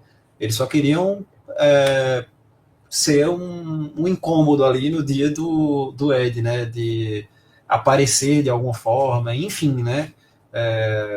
Então causa mais uma questão que a gente só possa especular mesmo, né? Tanto da motivação deles, o que aquela palavra significava, né? É algo que fica meio interpretativo mesmo, né? Certo. E você, cara, ele tá aí, deixa eu ver se ele voltou, porque ele tinha caído. Ah, sim, ele voltou. Deixa eu colocar ele de volta aqui ao painel. Meu querido Júlio, e para você, né? Como é que você vê essa questão dessa expressão aí diante dessa situação que o pai do Jimmy passou? Eu pensei uma coisa que talvez seja um tanto específica, porque tem relação com minha pesquisa de mestrado, que aí, enfim, como eu falei da outra vez, meu mestrado foi mais voltado para sexualidade, crianças e adolescências e tudo mais. Teve uma parte que eu precisei me dedicar um pouco a estudar essa questão de abuso sexual, e tem uma certa crença, né, pelo menos tinha, mas eu pensei nisso quando eu vi aquilo, né, que a pessoa que foi abusada, ela vai ser um abusador. ou no sentido, tipo assim, né, uma pessoa que foi abusada, quando criança, ela vai ter uma série de problemas mentais ao longo da vida, né? Isso era uma crença mais antiga, de que ela vai ter, enfim, algum tipo de psicose, vai ser algum tipo de psicopata, né? Vai desenvolver algum tipo do que hoje a gente compreende ali como algum tipo de deficiência intelectual, vai ter algum atraso no desenvolvimento, um atraso na linguagem, etc, coisa e tal. E o que eu estudei foi justamente assim, né? Pessoas questionando no sentido de, tipo, cadê as evidências acerca disso? Né? Mas dentro dessas coisas que colocavam quase como automático, né? De que uma pessoa que uma pessoa, se ela for abusada sexualmente, ela necessariamente vai ter, era de que essa pessoa abusada provavelmente lá na frente ela ia abusar outras pessoas, né? Porque ela já passou por essa experiência. E aí, quando eu vi aquilo, eu disse, não, devem estar fazendo algum tipo de associação, assim, né? Tipo, talvez o Jimmy tenha sido abusado, inclusive foi uma coisa que a psicóloga meio que tentou dar uma investigada também nesse quesito, e o Jimmy foi bem, tipo, mas você tá querendo culpar meu pai, você tá querendo, sabe? Mas eu só percebi isso, assim, mais específico, realmente, porque eu cheguei a estudar. Eu não sei se, de fato, esse foi o objetivo da série, né? Mas não me seria esquisito por conta disso, né? Porque é uma crença antiga de que... e aí, a questão dos autores que eu estudei, justamente eles fazem esse questionamento, né? Tipo, como é que você olha para uma pessoa, né, que foi abusada e você já pensa que ela vai abusar? Tipo, são quase... Na época que ele pesquisou, né, lá dos anos 1990 e tudo mais, era quase um pensamento automático, assim. Tem que ter cuidado, né? Perigo aqui, né? Um futuro abusador, estamos diante dele. E hoje a gente sabe que isso não é verdade, né? Que na verdade não tem quase nada a ver uma coisa com a outra. Porque, enfim, não era só esses problemas que eles apontavam que as pessoas iam ter, né? O autor que pesquisou isso, na verdade, ele estava pesquisando um diagnóstico de múltiplas personalidades, né? Aquelas pessoas que têm uns 20 personalidades em uma pessoa só, né? Ele foi se questionando como é possível chegar nesse diagnóstico. E aí foi que ele chegou, tipo, dentre das coisas, possibilidades, as pessoas apontam o abuso sexual. Enfim. Certo. A gente percebe, né, um dia que aparentemente poderia ser um dia tranquilo ou normal para a família, termina sendo um dia completamente atípico, e principalmente dentro de tantas situações que eles vão convivendo. Aí eles saem no carro, chegam para comprar algum material para limpar a van, e aí tem um cara lá na loja que fica já com algumas insinuações com ele, reconhece ele, eu tomo do seu lado e tal, e quando ele sai lá, quando eles saem para fora, ele dá de cara novamente com os adolescentes que picharam, ele fica irritado, enfim, é realmente um caos que acontece. Na volta, né, a gente tem a ligação do Jamie para parabenizar o pai, e aí é quando ele diz para o pai, e eu achei isso bem interessante também, que, pai, eu vou mudar meu depoimento, né, vai dizer que é culpado. E aí, mesmo a câmera estando assim, por trás e de lado, né, percebe a reação do pai. É um silêncio fúnebre, praticamente, né? Ele se cala, não fala nada, acho que passa quase um minuto ou mais de um silêncio mórbido ali, aquela sensação aí é quebrado pela mãe, né? Tá, a mãe e a filha já estão emocionadas, chorando, e a mãe começa a conversar, estou aqui, tal. Como é que vocês veem esse silêncio do pai, né, em saber que o filho vai admitir que é culpado? Como é que vocês veem essa questão? Começar com você, Heitor. Antes eu queria até puxar um gancho assim com essa última fala de Júlio, né, que eu achei bem interessante, né? Não tinha sido algo que eu pensava, e me parece justamente um excelente artifício narrativo, né, para mostrar como a sociedade perceberia essa família, né, ao tentar justificar que o que aconteceu com o Jamie, né, de Jamie se tornar um assassino, dele cometer um homicídio, teria que ter alguma explicação por trás, num sentido de que ele foi abusado, né, ou algo do tipo. Então, acho que é esse artifício narrativo perfeito para a série vir e dizer que não tem nada disso, né, tanto a cena com a psicóloga, como o Júlio mesmo pontuou, não tem nada a ver. O próprio pai do Jamie, ele não se incomoda nem sequer com a palavra, não é a palavra que incomoda ele, é porque picharam a van dele. Ele tá irritado, né? Porque a van dele agora tá pichada e ele vai ter que resolver um problema. Então, acho que é o artifício narrativo perfeito para que os roteiristas digam, não, na verdade não é por causa disso, não é porque ele sofria abuso de alguma forma, né? Até na cena final do episódio, o pai do Jamie Miller, ele diz justamente, né, que, no caso, o avô, né, que seria o pai do Ed, ele era agressivo, ele batia, e que ele tentava não fazer isso, ele não fazia isso, né? Então, mostra que justamente, tanto é que a proposta dos escritores, né, da série foi que fosse uma família normal, né? Fosse uma família, tivesse essa ideia de normalidade, que não, na verdade, não tem nada que justifique o que está por trás, né? A questão é muito social. E quanto ao silêncio do pai, eu acho que... Agora, espera só um pouquinho, só um minutinho. Eu vou pedir a você que me dê só um segundo, que entrou no intervalo comercial. Eu vou ter que trocar de câmera para poder dar continuidade, beleza? Lembrando mais uma vez, o intervalo comercial é para quem está acompanhando a gente pelo DAI 104.9, quem está conosco através do nosso aplicativo e também do nosso site. Mas que está com a gente aqui no canal do YouTube, que segue o bate-papo. Eu vou só fazer uma pequena mudança de câmera, então segura aí só um pouquinho que a gente volta já. Clube do Filme, o seu programa de cinema.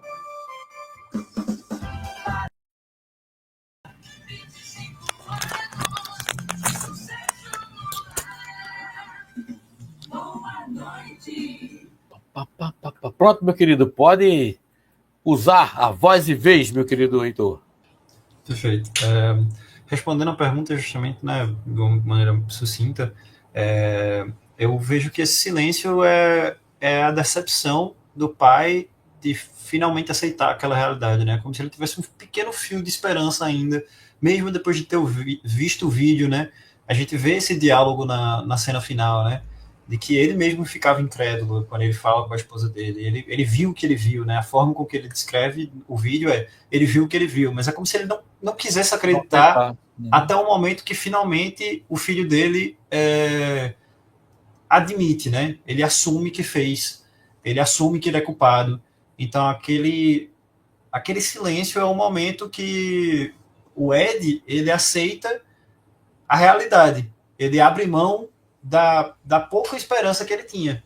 Ele aceita que realmente isso está acontecendo, ele sai dessa negação e aí ele vai finalmente enfrentar o que aconteceu, né? Ele para de negar esse acontecimento e deixar somente como uma possibilidade, mas sim como algo concreto. De fato, o filho dele cometeu um assassinato. Érica. Eu trazendo uma visão também, um comentário a partir do que o Júlio traz, né, das suas pesquisas sobre essa questão do abuso. O que eu conheço é que todo abusador um dia foi abusado, mas nem todo mundo que foi abusado vira abusador, né? Eu não conheço, inclusive pode fazer o sintoma de querer proteger muito as crianças, de trabalhar com isso, né? Mas que todo abusador, invariavelmente, quando vai ver, tanto na clínica quanto assistente social, quem trabalha mesmo com isso, que foi abusado. Não é só abusa quem já foi abusado, mas nem todo abusado é abusador. É o conhecimento, a informação que eu tenho. Com relação ao silêncio, me dá a impressão assim de que não muda quase nada. Né? Vai se declarar culpado já era. No meu entender, o pai, já no primeiro episódio, entendeu claramente que ele foi o culpado, chocou, doeu muito, mas eu entendo que ele não entrou em negação com o acontecimento, mas ele não conseguia falar sobre, tanto que a esposa perguntava muito, você viu o vídeo? Eu não vi, me conta, me traz, né? Como eu não vou falar, ele não conseguia falar, né? Tal o choque que aquele nível de violência causou. E aí ele traz esse aspecto aí que o Heitor trouxe, que ele fala do pai dele, ele diz, eu não sou violento. Só que nesse episódio, ele tem umas coisas meio Jimmy, que são as explosões de raiva, que ele não consegue controlar, ele tenta, né? Lembrando que já é um homem mais velho, mais maduro, que aí já tem mais manejo das próprias emoções, o Jimmy só tem 13 anos, e aí ele tenta não se descontrolar, só que ficou confuso para mim, ele está descontrolado em função do que aconteceu, ou ele é descontrolado, né? Tá na hora de voltar? Não. Eu vejo você olhando. Mas aí ele faz, olha, você vê, eu fiz diferente do meu pai, e ele conta como ele sofria violências do pai, né, com relação a ele, e isso a gente vê muito na clínica, filhos que relatam, jovens que a gente atende que o pai foi violento, Mas ele sempre traz, mas meu avô foi muito pior que o meu pai, né? Foi muito pior com o meu pai do que meu pai comigo. O processo é esse mesmo, né? Cada geração vai tentando ser melhor, né? Menos violento, não quer dizer que não seja. Então o pai tinha esses rompantes, né? De agressividade, mas me chama a atenção o fato de que nem a mãe, nem a esposa, nem a filha tem medo. Entende que são só crises de nervoso, que ele de fato não agride. Claro que cria um ambiente tenso, isso quando se é criança, por mais que esse pai nunca tenha levantado a mão para ninguém, mas a criança ela cresce com medo de a qualquer momento vai acontecer, o que acaba se tornando uma violência psicológica, né? Psiquicamente você cresce com os sintomas de quem sofreu agressão, porque você estava em constante ameaça de pode vir a acontecer, né? Então o ambiente se torna ameaçador. Mas o silêncio me dá a impressão de que o que eu tenho a dizer? Você matou, né? Se ele não tivesse matado, vamos lutar, filho, vamos, né? Alguma coisa mais emocional, mas eu entendo que ele já, apesar da dor, ele já tem entrado meio que em estado de aceitação de isso é isso mesmo, então essa informação, você disse, o que é que a gente tem a dizer? É tanto que o silêncio é dos três, né? A mãe e a filha entram para tentar quebrar o gelo e acolhê-lo. E nesse sentido, eu acho a irmã a mais acolhedora de todas, porque é tipo assim, apesar de ter acontecido, mas ele é o nosso Jimmy, né? Mas ele é nosso. Isso aconteceu, mas ele é nosso. Né? A gente é uma família, a gente acolhe. Não concorda com o que ele fez, mas ele é nosso. Achei isso muito interessante também. Isso. Ok, vamos voltar aqui para o estúdio para passar a palavra para... Falta a Júlia falar só, não é isso? Ok, deixa eu voltar aqui para o estúdio para a gente... Essa veio para fazer a diferença. Parabéns, Alternativa, 25 anos de sucesso no ar. A sétima arte aqui também está em primeiro lugar. Clube do Filme. Voltamos aqui pela sua Rádio Alternativa FM, a rádio da gente, Clube do Filme Podcast, desta noite de quinta-feira, levando para vocês, né, chegando no finalzinho já dos nossos comentários a respeito do quarto episódio da série Adolescência, recebendo com muita satisfação nossos estúdios virtuais, Érica Albuquerque, psicanalista, e os grandes psicólogos, nosso querido Júlio Florencio, e também o Heitor Menezes, que estão aqui dando suas opiniões sobre essa série fantástica, já entrando no desfecho do quarto e último episódio. Meu querido Júlio, por favor, agora seus comentários sobre essa questão do silêncio do pai, né? Ou alguma coisa mais que você quer acrescentar, você fica à vontade, que a gente está chegando literalmente no finalzinho mesmo do quarto episódio e da série como um todo. Esse episódio como um todo, para mim, ele foi meio morno, assim, não no sentido da construção do episódio, que ele foi chato, assim, né? Mas parece que você estava acompanhando, sabe, essas cenas que você vê, você está no filme e você vê uma propaganda antiga de uma família super feliz, de margarina e etc, coisa e tal, e você fica tipo, pra quê? Sabe? Pra que esse tipo de coisa? É uma coisa meio ultrapassada, sabe? Tipo, como é que eu falo, né? Aquela tentativa, aquela escolha de hoje, vamos ser um pouco felizes e etc, mas o dia já nasce acabado, assim, né? Várias coisas vão acontecendo e vão derrotando aquele dia. Mas, enfim, você acompanha essa tentativa super falha deles fazerem isso. E aí, quando, em tese, resolveram-se as coisas, estão indo voltar para casa para ter finalmente o café, né? Porque parece que essa coisa, tipo assim, finalmente vamos ter o café. Eu, em episódio inteiro, vamos ter o café. A pessoa já fica com fome só de estar acompanhando eles tomando café, mesmo que a pessoa não tenha tomado café, você fica com fome.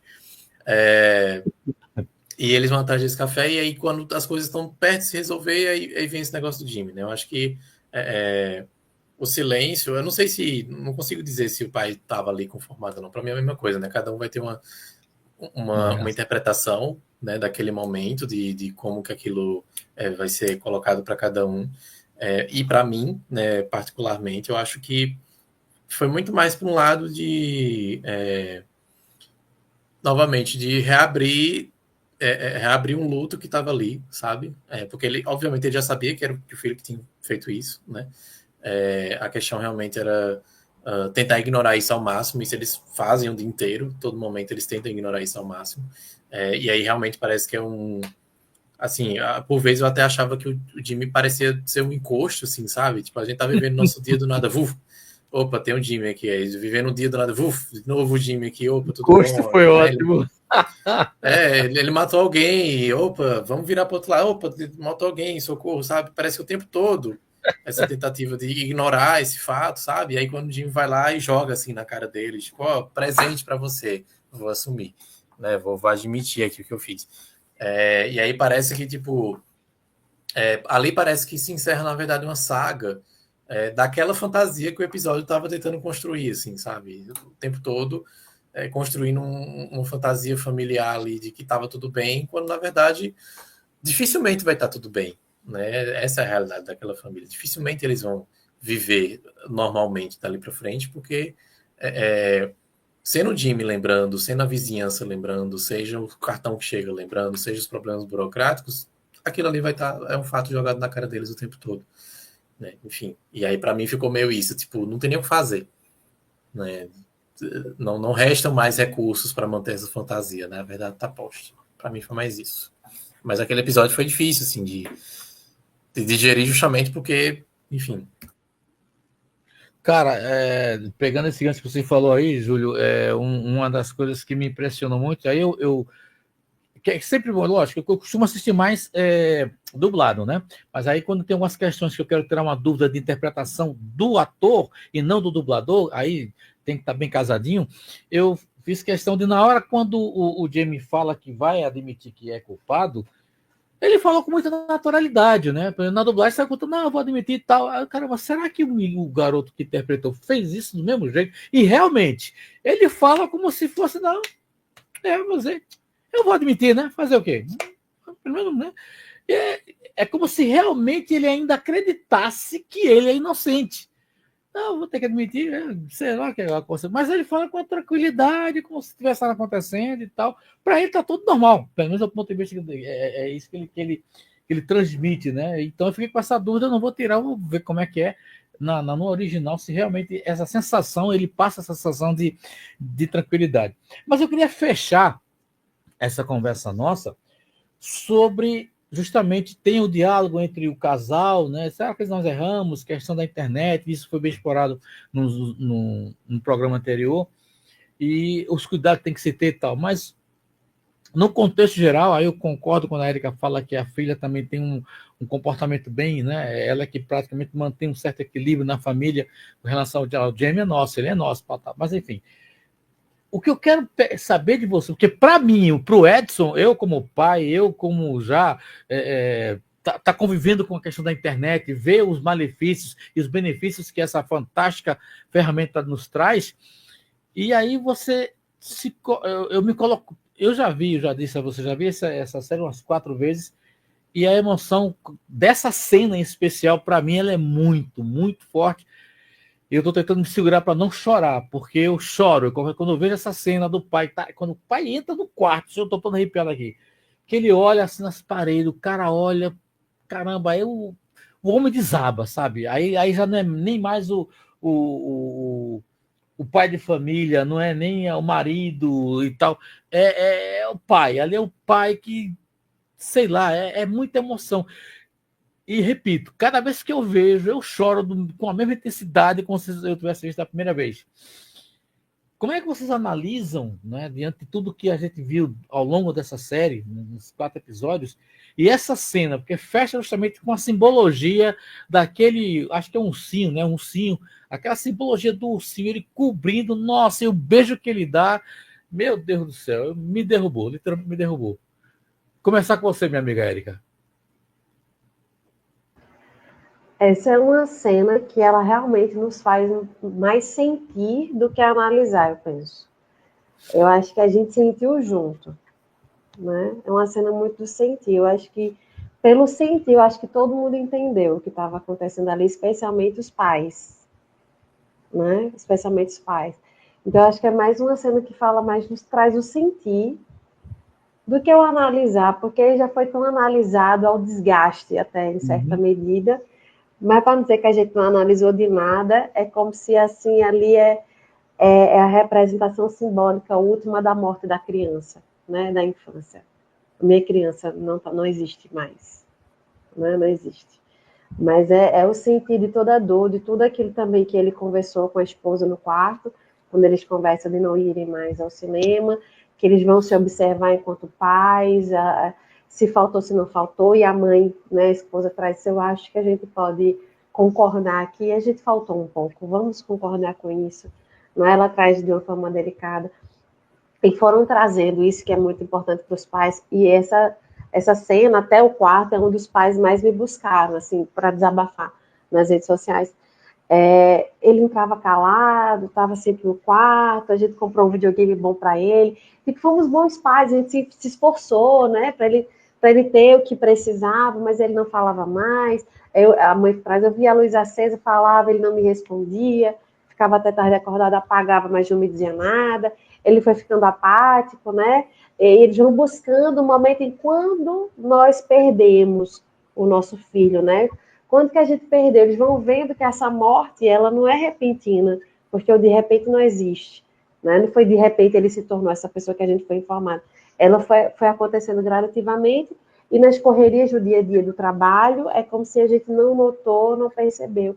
E quando vem com muito peso, com muita dor.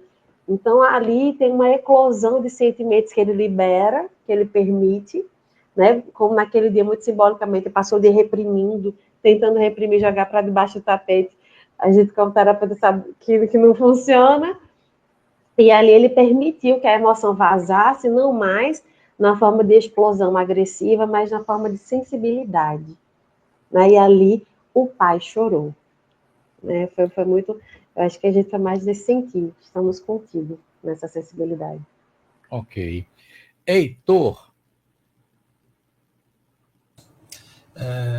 Eu acho que a Erika foi, assim, brilhante na fala de que a cena tá ali justamente pra gente ser pego de surpresa, né, e sentir junto daquele pai. A interpretação do Stephen Graham é brilhante, e até uma outra curiosidade é que o ator, ele também foi pego de surpresa, né? A cena estava no roteiro, ia acontecer daquela mesma forma, só que ao ator entrar no quarto, ele foi pego de surpresa porque tinham fotos e memórias da própria família dele, né? Do ator. Então ele se viu aquela reação foi espontânea, né? E é muito bonito a gente ver aquilo, né? Ele traz esse sentimento de você se colocar no lugar daquele pai, né? De você identificar essa preocupação, principalmente depois do diálogo inteiro, de o que é que poderia ter sido feito diferente, né? O que é que a gente podia ter feito? Quais as coisas que estavam ao nosso alcance, né? Eu acho que uma fala, assim, que a Erika também trouxe, que é justamente essa correria do trabalho e tudo mais, né? Tem um contexto muito forte também na vida do ator, né? Que ele cresceu próximo a Liverpool, no Reino Unido e tudo mais, e ele trouxe essa questão de idealizar a série dessa maneira, de uma questão onde os pais dele sempre foram muito operários, né? Então ele traz essa questão principalmente de Liverpool, onde foi a cidade onde ele é uma cidade onde eles não gostam de se chamarem de londrinos, de Reino Unido, né? Como se fosse uma coisa à parte, né? Como se eles tivessem o próprio dialeto e tudo mais, porque no governo de Margaret Thatcher, né, que foi das eleições de 1987, tem uma fala que ela diz que não existe sociedade, né? Existe homem e mulher, e existem indivíduos. E eu acho que essa cena final, né, traz essa reflexão, né? Tipo, a Thatcher, ela diz que eu acho que passamos um período que muitas crianças e pessoas foram dadas a entender: eu tenho um problema e é o trabalho do governo lidar com isso. E então lançando seus problemas à sociedade. E afirmar que a sociedade não existe é o que nos leva a estar nesse momento dessa maneira, tão separados, né? Fingir que essa sociedade não existe, fingir que a gente não tem essa conexão, fingir que cada um está isolado, que da maneira com que ela afirma, né, que não é um problema do governo, é um erro fatal, né? É o que gera essa desconexão. de que não tinha nada ao alcance deles, eles não tinham o que fazer, né? Eles não conseguiam fazer mais nada do que eles já haviam feito. Eles não conseguiam estar presentes por outras questões, não era porque eles não queriam, né? Então, essa desconexão como sociedade, dessa ideia assim, né? E aí por isso que eu trago essa questão mais histórica também, e da história do próprio Stephen Graham, porque acredito que faça muito sentido e está atrelado a essa narrativa, né, que ele escreveu, né? Ele foi um dos roteiristas a produzir essa série. Então eu vejo essa percepção gritante social, né? E essa cena, para mim, essas duas últimas cenas, né, a trocar do quarto deles para o quarto do Jamie, e o diálogo final é isso. Ok. Eu só vou pedir ao meu querido Júlio que se ele puder ser um pouco mais rápido, porque eu só tenho 5 minutinhos para encerrar o programa. Desculpa, mas infelizmente o relógio é meu jogador implacável. E se eu não terminar no horário que eu já expliquei, entra automaticamente, aí eu vou perder, vai se controlar todo aqui. Me perdoe por isso, Júlio. Então, por favor, é com você aí, os momentos finais para você, a representação dessa cena. Sem problema.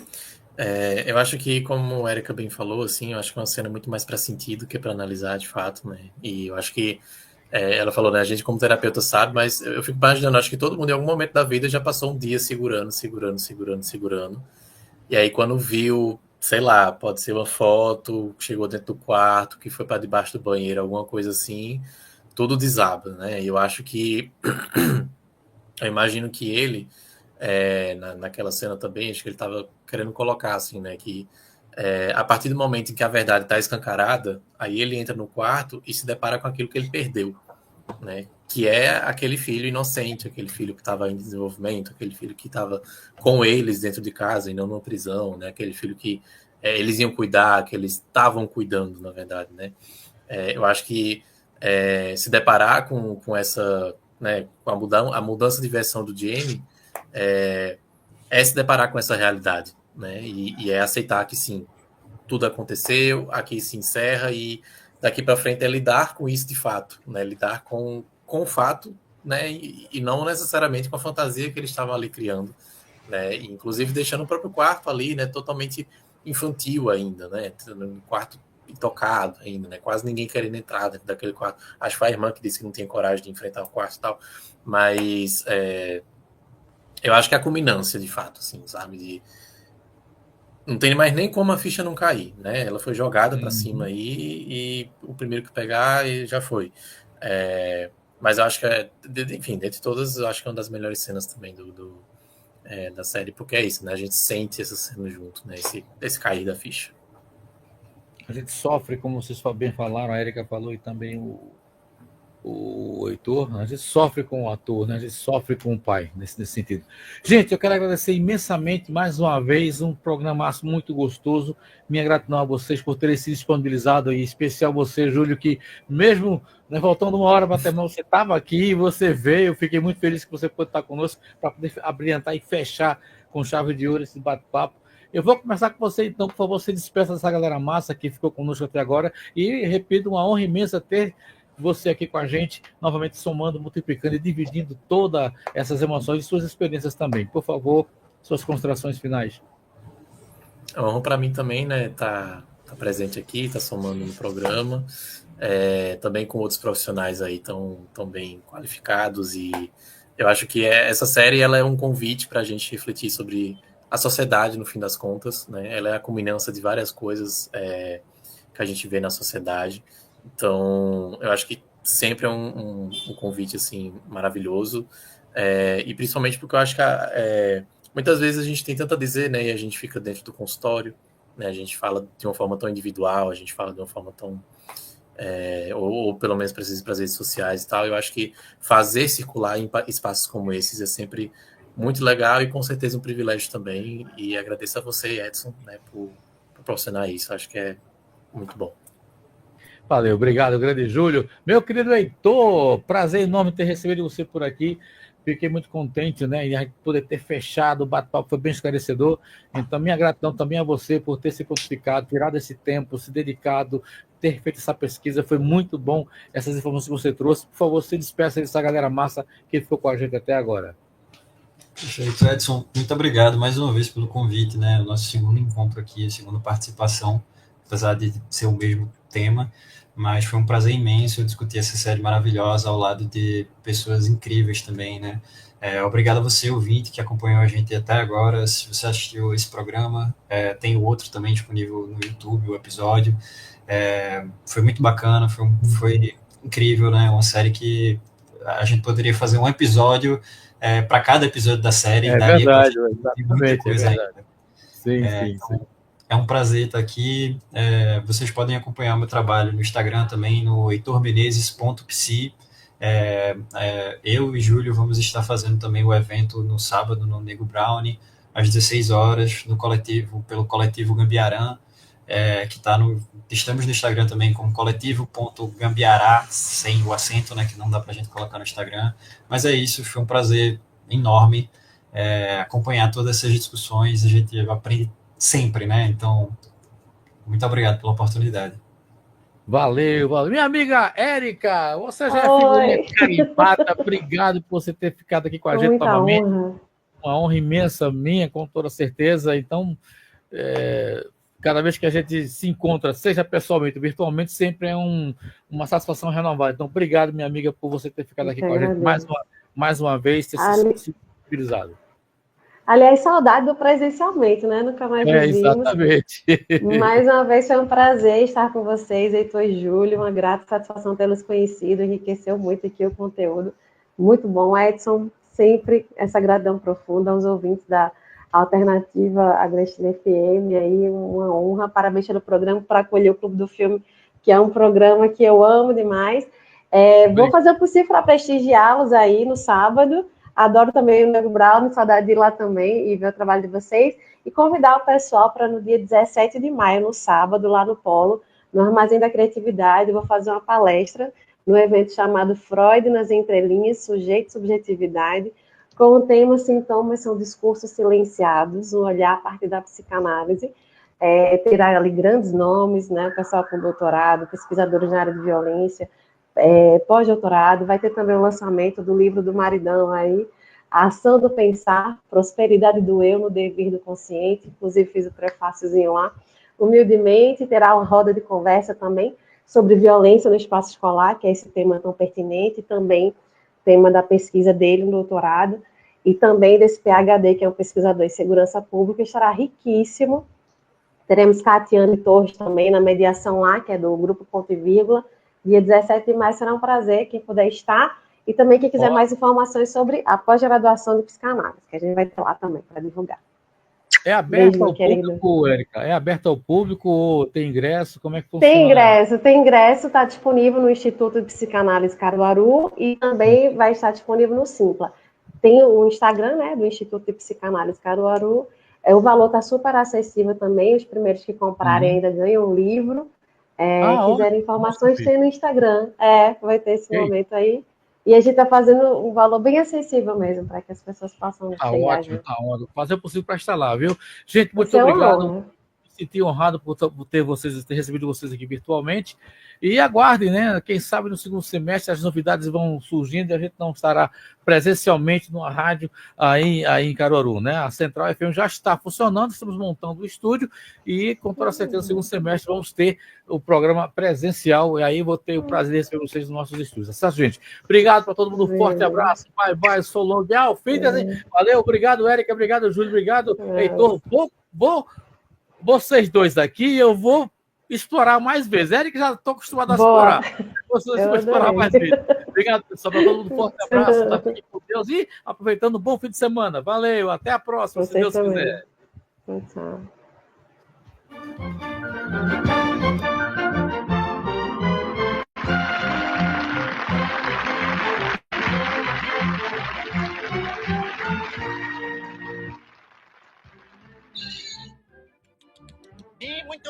Muito bem, pessoal, isso é tudo.